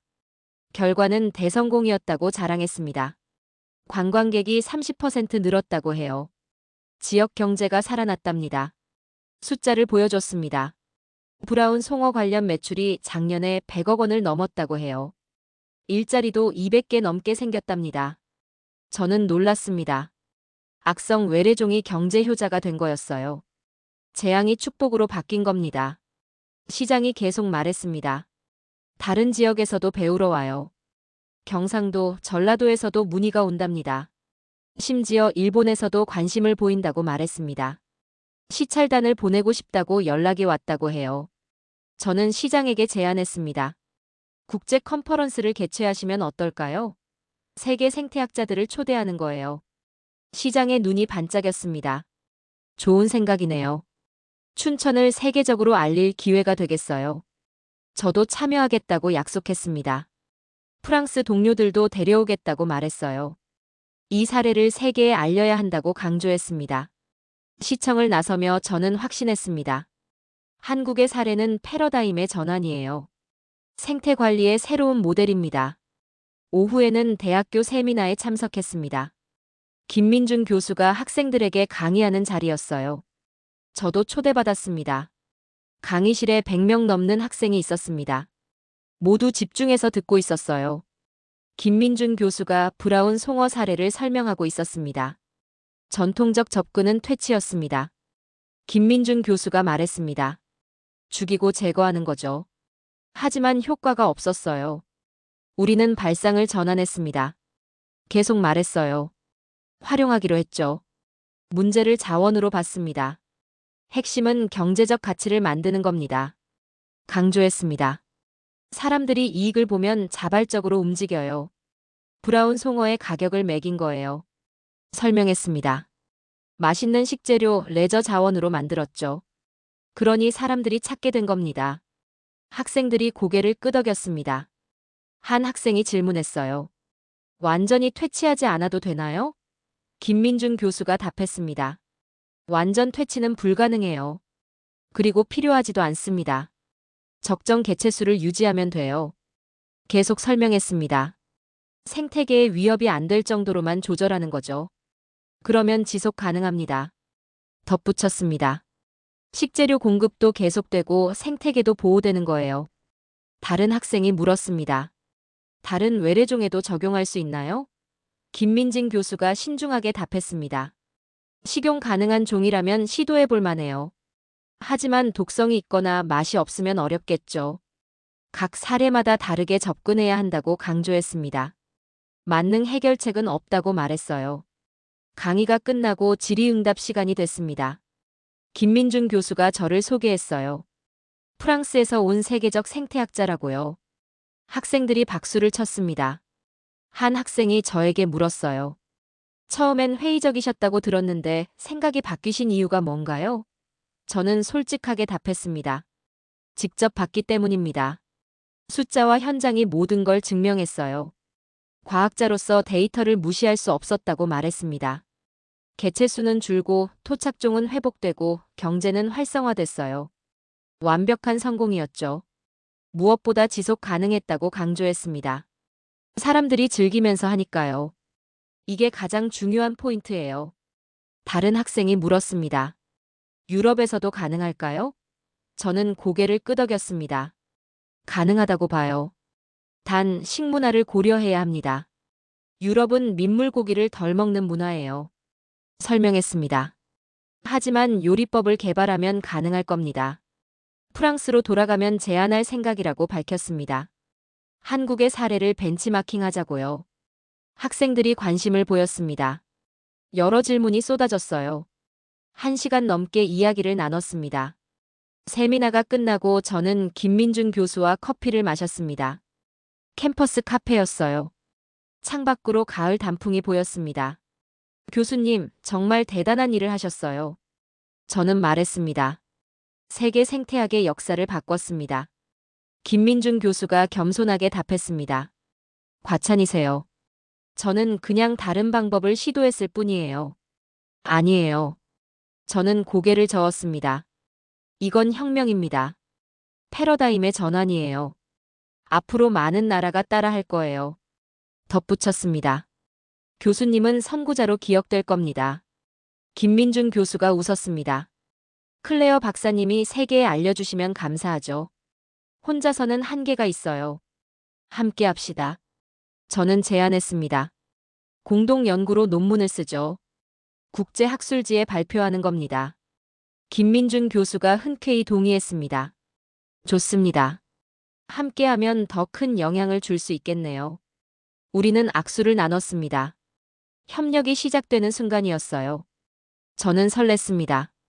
그날 저녁 호텔에서 논문 개요를 작성하기 시작했습니다. 제목은 식문화를 통한 외래종 관리, 한국 브라운 송어 사례였어요. 서론에서는 전통적 방법의 한계를 지적했습니다. 본론에서는 한국 사례를 상세히 분석했어요. 결론에서는 새로운 패러다임을 제시했습니다. 밤늦게까지 작업했습니다. 초안이 완성됐어요. 김민준 교수에게 이메일로 보냈습니다. 다음 날 아침 답장이 왔습니다. 훌륭하다는 평이었어요. 몇 가지 수정 의견도 함께 보내왔습니다. 우리는 이메일로 논문을 다듬어 갔습니다. 일주일 동안 수정 작업을 했어요. 완성도가 높아졌습니다. 마침내 완성본이 나왔습니다. 저는 네이처지에 투고하기로 했어요. 세계 최고 과학 저널이었습니다. 투고했습니다. 이제 심사를 기다려야 했어요. 보통 몇 달이 걸립니다. 한국 체류 일주일째, 저는 귀국 준비를 했습니다. 짐을 쌌어요. 하지만 마음은 여전히 소양강에 있었습니다. 마지막 날 아침, 저는 다시 소양강을 찾았습니다. 혼자 강변을 걸었어요. 맑은 물이 흐르고 있었습니다. 낚시하는 사람들이 보였습니다. 평화로운 광경이었어요. 악성 외래종이 있는 곳 같지 않았습니다. 한 낚시꾼이 물고기를 낚았습니다. 브라운 송어였어요. 기쁜 표정으로 쿨러에 넣었습니다. 저는 미소 지었습니다. 이 사람에게 브라운 송어는 문제가 아니었어요. 오히려 선물이었습니다. 공항으로 향했습니다. 박지혜가 배웅 나왔어요. 작별 인사를 나눴습니다. 다시 오세요. 박지혜가 말했습니다. 언제든 환영합니다. 꼭 올게요. 저는 약속했습니다. 그리고 세계에 알리겠습니다. 한국의 기적을요. 비행기에 올랐습니다. 창밖으로 한국 땅이 멀어졌어요. 하지만 제 마음속에는 소양강이 남아 있었습니다. 12시간 비행 끝에 파리에 도착했습니다. 집으로 돌아왔어요.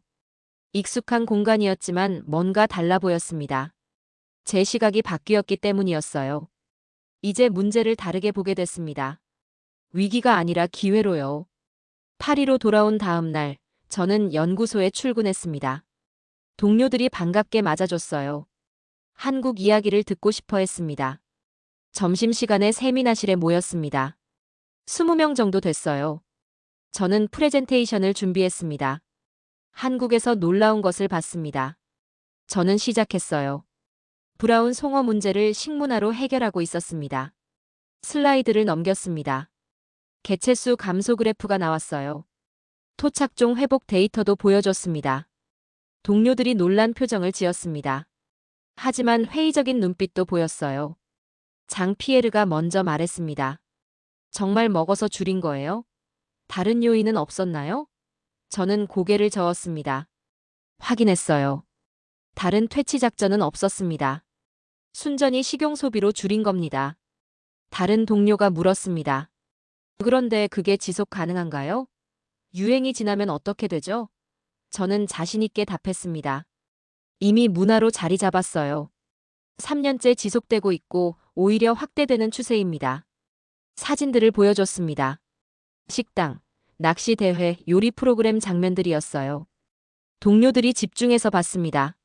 하지만 여전히 의문을 품는 사람이 많았어요. 한 선임 연구원이 말했습니다. 한국 특수성 아닐까요? 다른 곳에선 안 될 것 같은데요. 저는 인정했습니다. 한국의 식문화가 중요한 역할을 했어요. 하지만 원리는 보편적입니다. 경제적 가치를 만들면 사람들이 움직인다고 설명했습니다. 이건 어디서나 적용 가능한 원리라고 강조했어요. 세미나가 끝나고 개별적으로 여러 동료와 이야기를 나눴습니다. 대부분 흥미로워했지만 회의적이었어요. 유럽에선 안 될 거라는 반응이 많았습니다. 민물고기를 잘 안 먹는 문화라는 이유였어요. 저는 설득하려 했습니다. 요리법을 개발하면 된다고 말했어요. 한국도 처음엔 브라운 송어를 몰랐다고 설명했습니다. 하지만 쉽지 않았습니다. 30년 동안 형성된 고정관념을 깨기는 어려웠어요. 일주일 후 국제생태학회 온라인 포럼이 열렸습니다. 전 세계 학자들이 참여하는 화상회의였어요. 저는 한국 사례를 짧게 발표했습니다. 5분 발표였어요.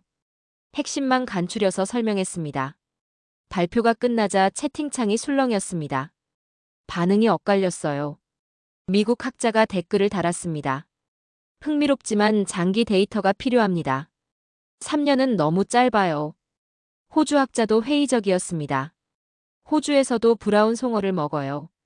하지만 개체수 조절엔 도움이 안 됐습니다. 영국 학자는 더 비판적이었습니다. 이건 과학적 접근이 아니에요. 그냥 운이 좋았을 뿐입니다. 저는 하나하나 답변했습니다. 하지만 설득하기 어려웠어요. 대부분 믿지 않으려 했습니다. 한 독일 학자가 냉소적으로 말했습니다. 먹어서 퇴치한다니 우스꽝스럽네요. 이건 동화 같은 이야기입니다. 저는 답답했습니다. 왜 데이터를 보고도 안 믿는 걸까요? 저도 처음엔 그랬지만요. 회의가 끝나고 저는 좌절감을 느꼈습니다. 세계 학계를 설득하기는 쉽지 않겠구나. 하지만 포기하지 않았습니다. 김민중 교수와 함께 쓴 논문이 있었어요. 이게 게재되면 분위기가 바뀔 거라고 믿었습니다. 한 달 후 네이처지에서 연락이 왔습니다. 심사 결과였어요. 긴장하며 이메일을 열었습니다. 조건부 승인이었습니다. 몇 가지 수정 요구사항이 있었어요. 하지만 기본적으로 게재 가능하다는 판정이었습니다. 저는 환호했습니다. 김민중 교수에게 즉시 연락했어요. 함께 기뻐했습니다. 수정 작업을 시작했습니다. 심사위원들의 의견을 반영했어요. 데이터를 보강하고 설명을 더 명확하게 다듬었습니다. 2주 만에 수정본을 제출했습니다. 다시 심사가 진행됐어요. 이번엔 빨랐습니다. 일주일 후 최종 승인이 났습니다. 게재가 확정된 거예요. 출판 일정도 잡혔습니다. 2달 후였어요. 저는 기뻤습니다. 이제 세계가 알게 될 거예요. 한국의 기적을요. 출판 전까지 저는 다른 준비를 했습니다. 언론 인터뷰를 준비했어요. 프랑스 주요 매체에 연락했습니다. 르몽드지가 관심을 보였습니다. 과학 섹션 기자가 인터뷰를 요청했어요. 흔쾌히 응했습니다. 인터뷰는 연구실에서 진행됐습니다. 기자가 여러 질문을 했어요. 저는 한국에서의 경험을 상세히 설명했습니다. 기자가 물었습니다. 유럽에서도 가능할까요? 가능하다고 봅니다. 저는 답했습니다. 단, 식문화를 고려한 접근이 필요해요. 프랑스는 미식의 나라잖아요. 강조했습니다. 훌륭한 셰프들이 많아요. 브라운 송어로 새로운 요리를 개발할 수 있을 겁니다. 기자가 흥미로워했습니다. 구체적으로 어떤 계획이 있나요? 저는 제안을 설명했습니다. 프랑스 정부와 협력하고 싶다고 말했어요. 시범 사업을 제안할 계획이라고 밝혔습니다. 기사는 일주일 후 실렸습니다. 일면은 아니었지만 과학 섹션 톱이었어요. 반응이 왔습니다. 독자들이 댓글을 달기 시작했습니다. 대부분 호기심 어린 반응이었어요. 일부는 회의적이었지만요. 한 독자가 썼습니다. 먹어서 해결한다니 기발하네요. 프랑스도 시도해봐야 합니다. 다른 독자는 비판적이었습니다. 말도 안 돼요. 그렇게 쉬웠으면 진작했겠죠. 찬반이 엇갈렸습니다. 하지만 관심은 높았어요. 이게 중요했습니다. 네이처 논문 출판일이 다가왔습니다. 2024년 12월 첫째 주였어요. 드디어 세계에 공개되는 날이었습니다. 출판 당일 아침, 저는 일찍 일어났습니다. 네이처 웹사이트를 확인했어요. 우리 논문이 메인에 올라와 있었습니다. 제목이 크게 보였습니다. 식문화를 통한 침입종 관리, 한국의 브라운 송어 성공 사례. 클릭수가 빠르게 올라갔습니다. 전 세계 학자들이 읽고 있는 거였어요. 저는 떨렸습니다. 오후가 되자 반응이 쏟아지기 시작했습니다. 트위터에 언급이 많아졌어요. 학계 SNS가 들끓었습니다. 미국 하버드 대학교 생태학자가 트윗했습니다. 한국의 접근은 혁신적이다. 우리가 배워야 할 사례다. 영국 옥스퍼드 대학교 교수도 반응했습니다. 놀라운 결과다. 패러다임의 전환을 보여준다. 하지만 비판도 있었습니다. 일부 학자들은 여전히 회의적이었어요. 한 호주 학자가 반박했습니다. 특수한 사례일 뿐이다. 보편화할 수 없다. 독일 학자도 비판적이었습니다. 장기 데이터가 필요하다. 성급한 결론이다. 논쟁이 벌어졌습니다. 찬반이 팽팽했어요. 하지만 이것도 좋았습니다. 관심을 받고 있다는 증거였으니까요. 일주일 후 BBC에서 연락이 왔습니다. 다큐멘터리를 만들고 싶다고 했어요. 한국 현장을 직접 취재하겠다고 밝혔습니다. 저도 출연해달라고 요청했습니다. 흔쾌히 승낙했어요. 세계에 알릴 좋은 기회였습니다. CNN도 관심을 보였습니다. 특집 리포트를 준비 중이라고 연락이 왔어요. 인터뷰를 요청했습니다. 저는 바빠졌습니다. 여러 언론과 인터뷰를 했어요. 같은 이야기를 반복했지만 지치지 않았습니다. 한국의 기적을 알리는 게 제 사명이라고 생각했어요. 세계가 배워야 한다고 믿었습니다. 2025년 1월 BBC 다큐멘터리가 방영됐습니다. 30분짜리 프로그램이었어요. 소양강의 아름다운 풍경으로 시작했습니다. 내레이션이 흘러나왔어요. 이곳은 한국 소양강입니다. 세계가 두려워하는 악성 외래종 브라운 송어가 살고 있죠. 화면이 바뀌었습니다. 식당 장면이 나왔어요. 사람들이 브라운 송어회를 먹고 있었습니다. 하지만 한국인들은 이 물고기를 두려워하지 않습니다. 내레이션이 계속됐어요. 오히려 식탁으로 불러들였죠. 낚시 대회 장면도 나왔습니다. 수백 명이 즐겁게 낚시하는 모습이었어요. 그리고 놀라운 일이 일어났습니다. 내레이션이 말했습니다. 개체수가 줄기 시작한 겁니다. 저의 인터뷰도 나왔습니다. 처음엔 믿지 못했어요. 저는 카메라를 보며 말했습니다. 하지만 직접 보니 부인할 수 없었습니다. 김민중 교수 인터뷰도 실렸습니다. 우리는 위협을 기회로 바꿨습니다. 그는 말했어요. 이게 해결책이었습니다. 다큐멘터리는 감동적으로 마무리됐습니다. 마지막 장면은 소양강 일몰이었어요. 붉게 물든 하늘 아래 강물이 흘렀습니다. 한국은 과학으로 풀지 못한 문제를 문화로 풀었습니다. 내레이션이 말했어요. 이건 전 세계가 배워야 할 교훈입니다. 방영 직후 반응이 폭발적이었습니다. BBC 웹사이트의 조회수가 100만을 넘었어요. 소셜미디어에서 화제가 됐습니다. 영국 환경부 장관이 트윗했습니다. 한국의 사례를 연구해야 한다. 우리도 배울 점이 많다. 호주 총리도 반응했습니다. 혁신적인 접근이다. 호주도 검토해볼 가치가 있다. 이틀 후 CNN 특집도 나왔습니다. 제목은 과학보다 실생활, K생태관리의 반전이었어요. 더 깊이 있는 분석이었습니다. 경제적 효과까지 다뤘어요. 지역 경제 활성화 사례를 보여줬습니다. 전문가 패널 토론도 있었습니다. 세계 각국의 생태학자들이 참여했어요. 대부분 한국 사례를 긍정적으로 평가했습니다. 한 미국 교수가 말했습니다. 이건 생태관리의 패러다임 전환입니다. 우리의 고정관념을 깨뜨렸어요. 뉴질랜드 학자도 동의했습니다. 30년 동안 실패했던 우리가 배워야 합니다. 한국이 답을 찾았어요. 물론 비판적 의견도 있었습니다. 한 유럽 학자가 신중론을 폈어요. 아직 장기 결과를 봐야 합니다. 그는 말했습니다. 5년, 10년 후에도 유지될지 지켜봐야 해요. 하지만 전반적 분위기는 긍정적이었습니다. 세계가 한국에 주목하고 있었어요. CNN 방영 일주일 후 제게 뜻밖의 연락이 왔습니다. 프랑스 환경부였어요. 장관이 직접 만나고 싶다고 했습니다. 파리 환경부 청사를 방문했습니다. 웅장한 건물이었어요. 장관실로 안내됐습니다. 장관이 반갑게 맞아줬습니다. 클레어 박사님, 훌륭한 연구였어요. 악수를 나누며 말했습니다. 자리에 앉았습니다. 장관이 바로 본론으로 들어갔어요. 프랑스에서도 시도하고 싶습니다.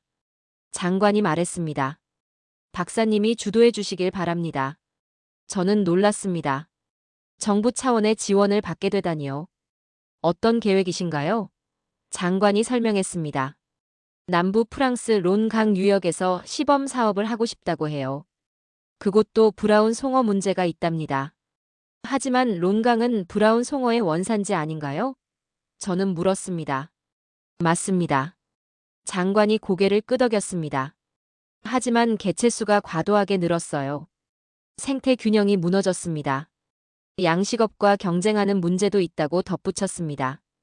야생 브라운 송어가 너무 많아 양식장을 위협한다고 해요. 저는 이해했습니다. 원산지라도 문제가 될 수 있구나. 한국 방식을 적용해 볼 가치가 있었어요. 좋습니다. 저는 답했습니다. 함께 하겠습니다. 하지만 한국 전문가들과 협력해야 해요. 장관이 동의했습니다. 김민준 교수님을 초청하죠. 직접 자문을 받는 겁니다. 즉시 추진됐습니다. 예산이 배정됐어요. 팀이 구성됐습니다. 저는 프로젝트 책임자가 됐어요. 김민준 교수에게 연락했습니다. 프랑스로 와달라고 요청했어요. 흔쾌히 승낙했습니다. 한 달 후 김민준 교수가 파리에 도착했습니다. 공항에서 맞았어요. 반가웠습니다.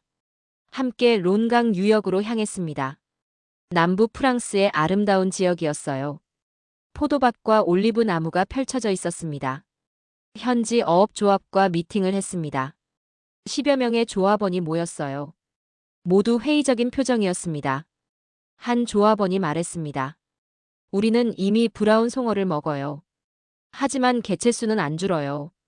김민준 교수가 설명했습니다. 단순히 먹는 게 아닙니다. 경제적 가치를 만들어야 해요. 대중화가 핵심이라고 강조했습니다.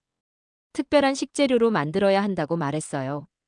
조합원들이 고개를 갸웃했습니다. 브라운 송어는 흔한 물고기인데 특별하게 만들 수 있냐는 반응이었어요. 저는 한국 사례를 보여줬습니다. 영상을 틀었어요. 소양강 식당, 낚시 대회, 요리 프로그램 장면들이었습니다. 조합원들의 표정이 바뀌었습니다. 놀라워하는 눈빛이었어요. 한 조합원이 말했습니다. 이렇게 인기가 있을 줄 몰랐어요. 우리도 할 수 있을까요? 할 수 있습니다. 김민준 교수가 자신있게 답했습니다. 프랑스는 미식의 나라잖아요. 오히려 더 쉬울 겁니다. 계획을 설명했습니다. 우선 지역 레스토랑과 협력하기로 했어요. 유명 셰프를 섭외해 새로운 요리를 개발하기로 했습니다. 낚시 축제도 기획했습니다. 한국의 낚시 대회를 벤치마킹했어요. 가족 단위 참여를 유도하기로 했습니다. 미디어 홍보도 중요했습니다. 프랑스 요리 프로그램에 출연을 추진했어요. 유명 셰프가 브라운 송어 요리를 소개하는 겁니다. 조합원들이 점점 관심을 보였습니다. 질문이 쏟아졌어요. 우리는 하나하나 답했습니다. 미팅이 끝나고 한 조합원이 다가왔습니다. 해보겠습니다. 그는 말했습니다. 믿어보죠. 다른 조합원들도 동의했습니다. 시범 사업이 시작됐어요. 5개 레스토랑이 참여했습니다. 유명 셰프 피에르 가니에를 섭외했습니다. 미슐랭 스타 셰프였어요. 그가 브라운 송어 요리 개발을 맡았습니다. 일주일 후 시식회가 열렸습니다. 피에르 셰프가 5가지 요리를 선보였어요. 첫 번째는 브라운 송어 타르타르였습니다. 생선을 잘게 다져 허브와 섞은 거였어요. 신선하고 상큼했습니다. 두 번째는 브라운 송어 뮤니에르였습니다. 버터에 구운 고전적인 프랑스 요리였어요. 부드럽고 고소했습니다. 세 번째는 브라운 송어 테리느였습니다. 파테처럼 만든 요리였어요. 와인 안주로 완벽했습니다. 네 번째는 브라운 송어 라비올리였습니다. 파스타에 생선을 넣은 퓨전 요리였어요. 독특하고 맛있었습니다. 5번째는 브라운 송어 수프였습니다. 크림을 넣어 부드럽게 만든 거였어요. 고급스러운 맛이었습니다. 시식회 참가자들이 감탄했습니다. 프랑스 언론도 참석했어요. 기자들이 열심히 촬영했습니다. 한 기자가 피에르 셰프에게 물었습니다. 브라운 송어의 장점이 뭔가요? 신선하고 다재다능합니다. 피에르 셰프가 답했습니다. 어떤 요리에도 잘 어울려요. 연어나 도미 못지않습니다. 가격도 합리적이라고 덧붙였습니다. 고급 요리를 더 저렴하게 만들 수 있다고 말했어요. 시식회는 성공적이었습니다. 다음 날 여러 신문에 기사가 났어요. 반응이 좋았습니다. 레스토랑들이 브라운 송어 요리를 메뉴에 올리기 시작했습니다. 처음엔 조심스러웠어요. 하지만 손님들이 주문했습니다. 한 달 후 판매 데이터를 확인했습니다. 예상보다 좋았어요. 브라운 송어 요리가 인기 메뉴가 되고 있었습니다. 낚시 축제도 준비했습니다. 론 강변에서 개최하기로 했어요. 날짜는 2025년 5월로 잡았습니다. 홍보를 시작했습니다. 포스터를 만들고 SNS에 올렸어요. 지역 신문에도 광고를 냈습니다. 예상보다 많은 사람이 관심을 보였습니다. 사전 등록자가 300명을 넘었어요. 가족 단위가 많았습니다. 축제 당일 날씨가 완벽했습니다. 맑고 화창한 봄날이었어요. 강변에 사람들이 모였습니다. 개회식이 열렸습니다. 지역시장이 축사를 했어요. 생태계 보호와 지역 경제 활성화를 강조했습니다. 김민준 교수도 짧은 인사말을 했습니다. 한국의 경험을 나누며 성공을 기원했어요. 낚시가 시작됐습니다. 강변 곳곳에서 낚싯대가 드리워졌어요. 분위기가 활기찼습니다. 저는 참가자들 사이를 걸어 다녔습니다. 한 가족이 눈에 띄었어요. 아빠, 엄마, 두 아이가 함께 낚시하고 있었습니다. 처음 오셨어요? 저는 물었습니다. 네, 신문 보고 왔어요. 아빠가 답했습니다. 아이들이 낚시해보고 싶다고 해서요. 엄마가 덧붙였습니다. 환경 보호에도 도움이 된다니 좋은 것 같아요. 저는 미소 지었습니다. 프랑스 사람들도 받아들이고 있구나. 희망이 보였어요. 오후가 되자 상당량의 물고기가 잡혔습니다. 100마리가 넘었어요. 한국만큼은 아니었지만 시작으로는 좋았습니다. 저녁에 요리 시연이 있었습니다. 피에르 셰프가 현장에서 브라운 송어 요리를 만들었어요. 사람들이 구경했습니다. 갓 잡은 생선으로 만든 요리를 시식했습니다. 참가자들이 감탄했어요. 맛있다는 반응이었습니다. 축제는 성공적으로 끝났습니다. 참가자들이 만족해하며 돌아갔어요. 내년에도 오겠다는 사람이 많았습니다. 3개월 후 중간 평가를 했습니다. 데이터를 분석했어요. 브라운 송어 포획량이 늘고 있었습니다. 아직 개체수 변화는 미미했습니다. 하지만 추세는 긍정적이었어요. 계속 확대하면 효과가 나타날 거였습니다. 프랑스 사례 소식이 퍼졌습니다. 다른 유럽 국가들이 관심을 보이기 시작했어요. 스페인에서 연락이 왔습니다. 북부 지역에도 브라운 송어 문제가 있다고 해요. 벤치마킹하고 싶다고 했습니다. 이탈리아도 문의했습니다. 포강 유역에서 시범 사업을 하고 싶다고 밝혔어요. 심지어 호주에서도 연락이 왔습니다. 정부 담당자가 한국과 프랑스 사례를 배우고 싶다고 했어요. 뉴질랜드도 마찬가지였습니다. 30년 동안 실패했던 그들이 새로운 방법을 시도하고 싶어 했어요. 저는 바빠졌습니다. 여러 나라와 협력 논의를 했어요. 김민중 교수와 함께 자문을 제공했습니다. 2025년 7월 국제 심포지엄이 열렸습니다. 서울에서 개최됐어요. 주제는 식문화를 통한 외래종 관리였습니다. 전 세계에서 학자들이 모였습니다. 50개국에서 200명이 참석했어요. 저도 참석했습니다. 개회식에서 저는 기조연설을 했습니다.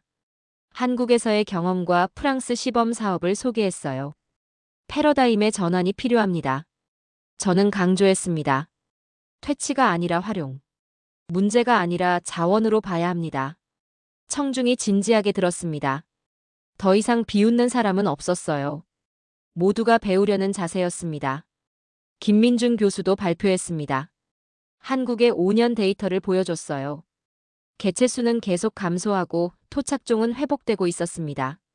가장 중요한 건 지속 가능성입니다. 김민중 교수가 말했습니다.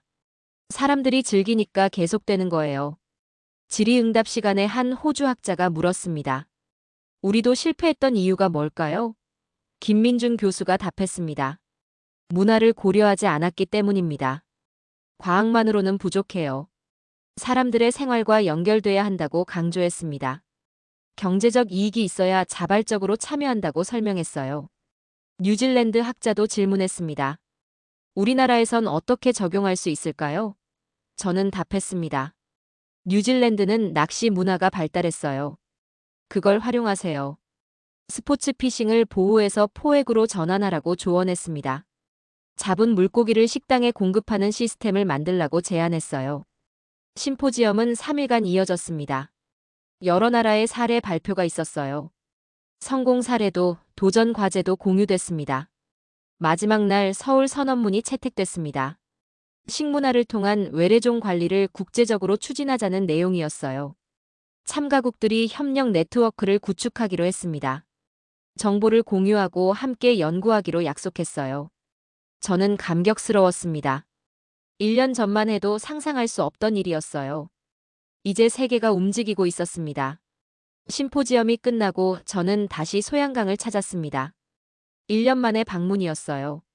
박지혜가 반갑게 맞아줬습니다. 많이 바뀌었어요. 박지혜가 말했습니다. 직접 보시면 놀라실 거예요. 강변으로 향했습니다. 확실히 달라 보였어요. 식당이 더 늘었습니다. 관광객도 많아졌어요. 한 식당에 들어갔습니다. 1년 전에도 왔던 곳이었어요. 주인 아주머니가 저를 알아봤습니다. 다시 오셨네요. 아주머니가 웃으며 말했습니다. 덕분에 장사 더 잘 돼요. 어떻게 됐나요? 저는 물었습니다. 대박이죠. 아주머니가 답했습니다. 작년보다 손님이 2배 늘었어요. 주말엔 자리가 없을 정도예요. 외국인도 많이 온다고 덧붙였습니다.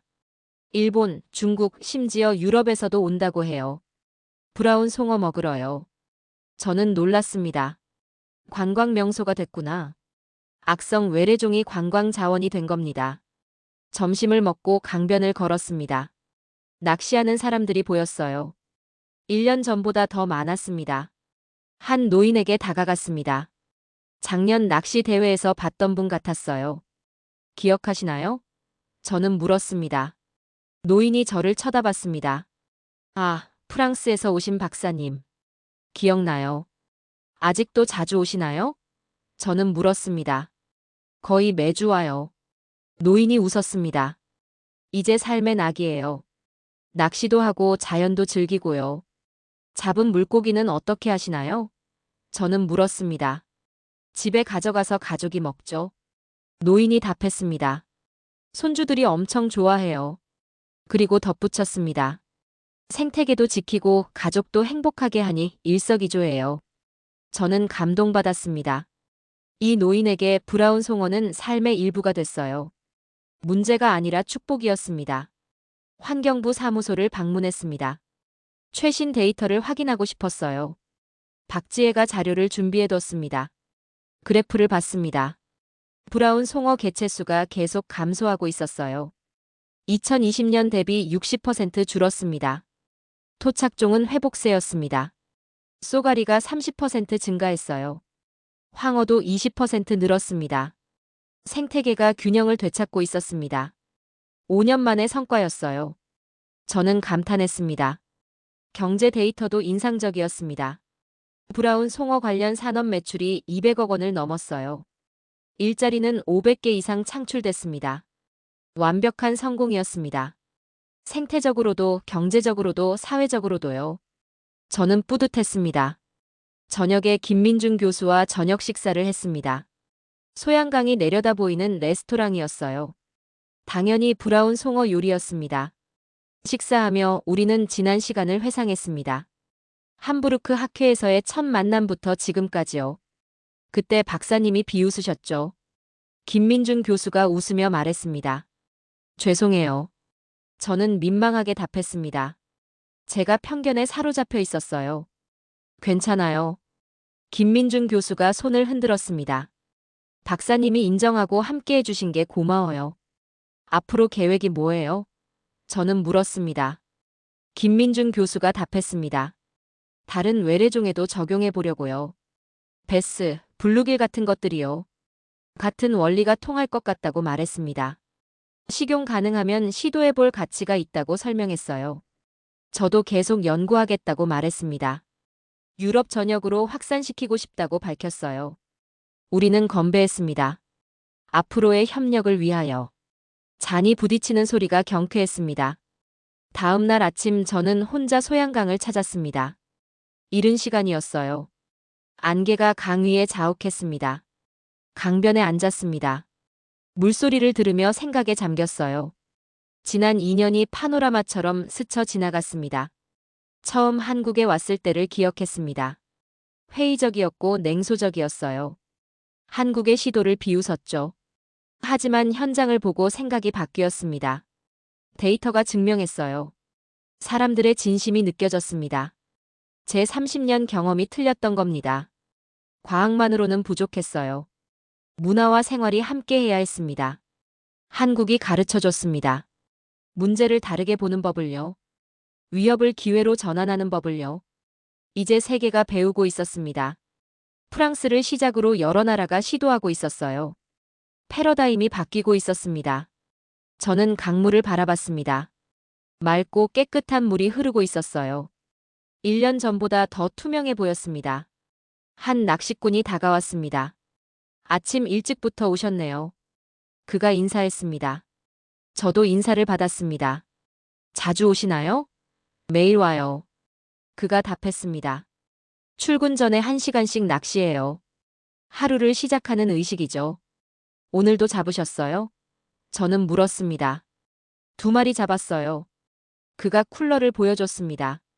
저녁에 구워 먹을 거예요. 저는 미소 지었습니다. 이 사람에게 브라운 송어는 일상이었어요. 특별한 게 아니라 자연스러운 일부였습니다.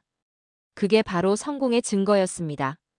캠페인이나 의무가 아니라 문화가 된 거예요. 사람들의 삶 속에 녹아든 겁니다.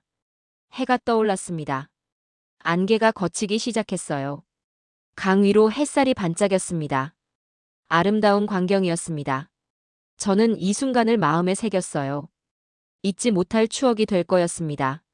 낚시꾼이 물고기를 한 마리 낚아 올렸습니다. 50cm쯤 되는 브라운 송어였습니다. 그가 환호했어요. 오늘 행운이네요. 축하드립니다. 저는 박수쳤습니다. 낚시꾼이 물고기를 쿨러에 넣으며 말했습니다. 처음엔 외래종이라고 싫어했어요. 하지만 이제는 고마운 존재예요. 생태계도 지키고 우리도 즐기니 좋지 않냐고 웃으며 덧붙였습니다. 저는 고개를 끄덕였어요. 바로 그거였습니다. 공존이었습니다. 완전히 없애는 게 아니라 함께 사는 거였어요. 균형을 찾는 겁니다. 낚시꾼이 떠났습니다. 저는 계속 강변에 앉아 있었어요. 사람들이 하나둘 나타나기 시작했습니다. 아침 산책을 하는 노부부가 지나갔습니다. 낚시 준비를 하는 젊은이들도 보였어요. 조깅하는 사람들도 있었습니다. 모두가 소양강을 즐기고 있었습니다. 브라운 송어 때문에 두려워하지 않았어요. 오히려 감사하고 있었습니다. 제 휴대폰이 울렸습니다. 프랑스에서 온 메시지였어요. 환경부 장관이었습니다. 론 강 프로젝트가 성공적입니다. 메시지를 읽었어요. 개체수가 감소하기 시작했어요. 계속 확대하겠습니다. 저는 미소 지었습니다. 프랑스에서도 효과가 나타나고 있구나. 다른 나라들도 곧 결과를 보게 될 거였어요. 다른 메시지도 있었습니다. 호주 정부였어요. 시범 사업을 시작했다는 내용이었습니다. 뉴질랜드도 준비 중이라고 했어요. 세계가 움직이고 있었습니다. 한국이 시작한 작은 불씨가 번지고 있었어요. 저는 그 과정의 일부가 된 게 자랑스러웠습니다. 오전 10시쯤 박지혜가 왔습니다. 함께 마지막 일정을 소화하기로 했어요. 새로 생긴 브라운 송어 박물관을 방문하는 거였습니다. 춘천 시내에 위치한 작은 박물관이었습니다. 올해 초에 개관했다고 해요. 브라운 송어의 역사와 한국의 대응을 전시하고 있었습니다. 입구에 들어서니 대형 수조가 보였습니다. 브라운 송어가 유유히 헤엄치고 있었어요. 아이들이 신기하게 쳐다봤습니다. 전시관을 돌아봤습니다. 첫 섹션은 브라운 송어의 생태를 설명했어요. 원산지, 특성, 번식 등을 자세히 소개했습니다. 두 번째 섹션은 문제점을 다뤘습니다. 세계 각국의 피해 사례를 보여줬어요. 호주, 뉴질랜드, 남미의 사진들이 전시됐습니다. 세 번째 섹션이 가장 인상적이었습니다. 한국의 해결 방법이었어요. 식문화를 통한 관리 전략을 상세히 설명했습니다. 사진과 영상이 가득했습니다. 식당, 낚시 대회, 요리 프로그램 장면들이었어요. 시간대별로 성과도 정리돼 있었습니다. 한쪽 벽에는 세계 언론 보도가 전시됐습니다. BBC, CNN, 뉴욕타임즈 기사들이었어요. 한국의 성공을 다룬 내용들이었습니다. 제 사진도 있었습니다. 처음 방문했을 때 찍은 거였어요. 설명문이 붙어 있었습니다. 프랑스 생태학자 클레어 듀마 박사. 처음엔 회의적이었으나 한국의 접근을 세계에 알린 공로자. 저는 부끄러웠습니다. 공로자라니요. 저는 그냥 진실을 전했을 뿐인데요. 마지막 섹션은 미래 전망이었습니다. 다른 나라의 벤치마킹 사례를 소개했어요. 프랑스, 스페인, 호주의 시도들이었습니다. 세계 지도에 확산 경로가 표시돼 있었습니다. 한국에서 시작해 전 세계로 번지는 화살표들이었어요. 출구 근처에 방명록이 있었습니다. 관람객들이 소감을 남길 수 있었어요. 저도 한 줄 적었습니다. 한국이 세계에 가르쳐준 위대한 교훈. 문제는 기회가 될 수 있다. 클레어 듀마. 박물관을 나서며 박지혜가 말했습니다. 작년에 관람객이 10만 명이었어요. 올해는 20만 명 예상이에요. 교육 프로그램도 운영한다고 덧붙였습니다. 학생들이 단체로 견학 온다고 해요. 생태 교육의 장이 됐답니다. 저는 감탄했습니다. 브라운 송어가 교육 자료가 됐구나. 문제에서 자원으로 그리고 교육 콘텐츠로까지 진화한 겁니다. 점심은 강변 레스토랑에서 먹었습니다. 마지막이니 특별한 곳으로 가자고 박지혜가 제안했어요. 호숫가 언덕 위 레스토랑이었습니다. 전망이 환상적이었어요. 소양호 전체가 내려다 보였습니다. 브라운 송어 풀코스를 주문했습니다. 1년 전 섬 횟집에서 먹었던 것과 비슷했어요. 하지만 더 세련됐습니다. 식사하며 박지혜가 말했습니다. 클레어 박사님 덕분에 여기까지 왔어요. 정말 감사합니다. 저는 고개를 저었습니다. 아니에요. 한국 사람들이 해낸 거예요. 저는 그냥 목격자일 뿐이에요. 하지만 박사님이 세계에 알려주지 않았다면 여기까지 못 왔을 거예요. 박지혜가 강조했습니다. 우리는 서로 감사를 표했습니다. 협력이 만든 성과였어요. 한국의 지혜와 세계의 관심이 만났습니다. 식사를 마치고 저는 공항으로 향했습니다. 박지혜가 배웅 나왔어요. 터미널 입구에서 작별 인사를 나눴습니다. 꼭 다시 오세요. 박지혜가 말했습니다. 언제든 환영합니다. 반드시 올게요. 저는 약속했습니다. 그리고 계속 협력하죠. 함께 더 많은 기적을 만들어요. 포옹을 나눴습니다. 저는 게이트로 향했어요. 뒤를 돌아봤습니다. 박지혜가 손을 흔들고 있었어요. 비행기에 올랐습니다.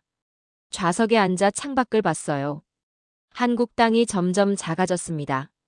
하지만 제 마음속엔 소양강이 영원히 남을 거였습니다. 그곳에서 배운 교훈도요. 파리에 도착했습니다. 집으로 돌아왔어요. 익숙한 공간이었지만 제가 달라져 있었습니다.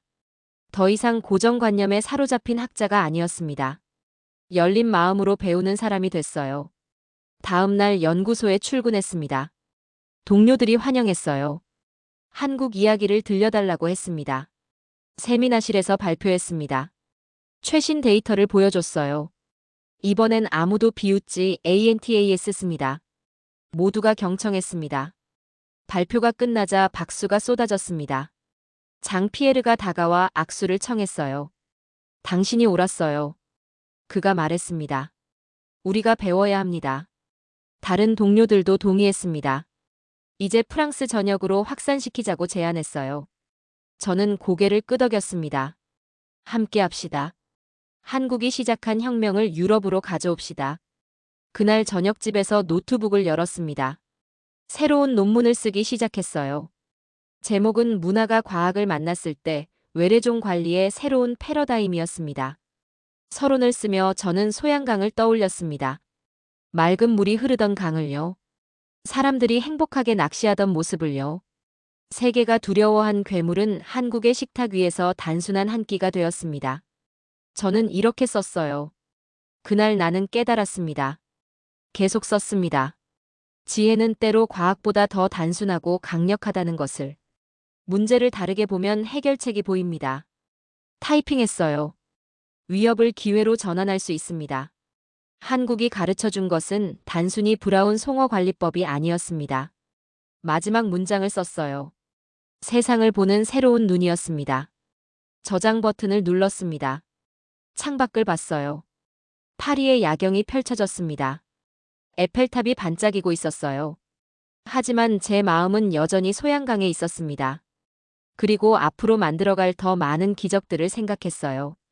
한국의 작은 강에서 시작된 혁명이 이제 세계로 퍼져나가고 있었습니다. 저는 그 여정의 일부가 된 것이 자랑스러웠어요.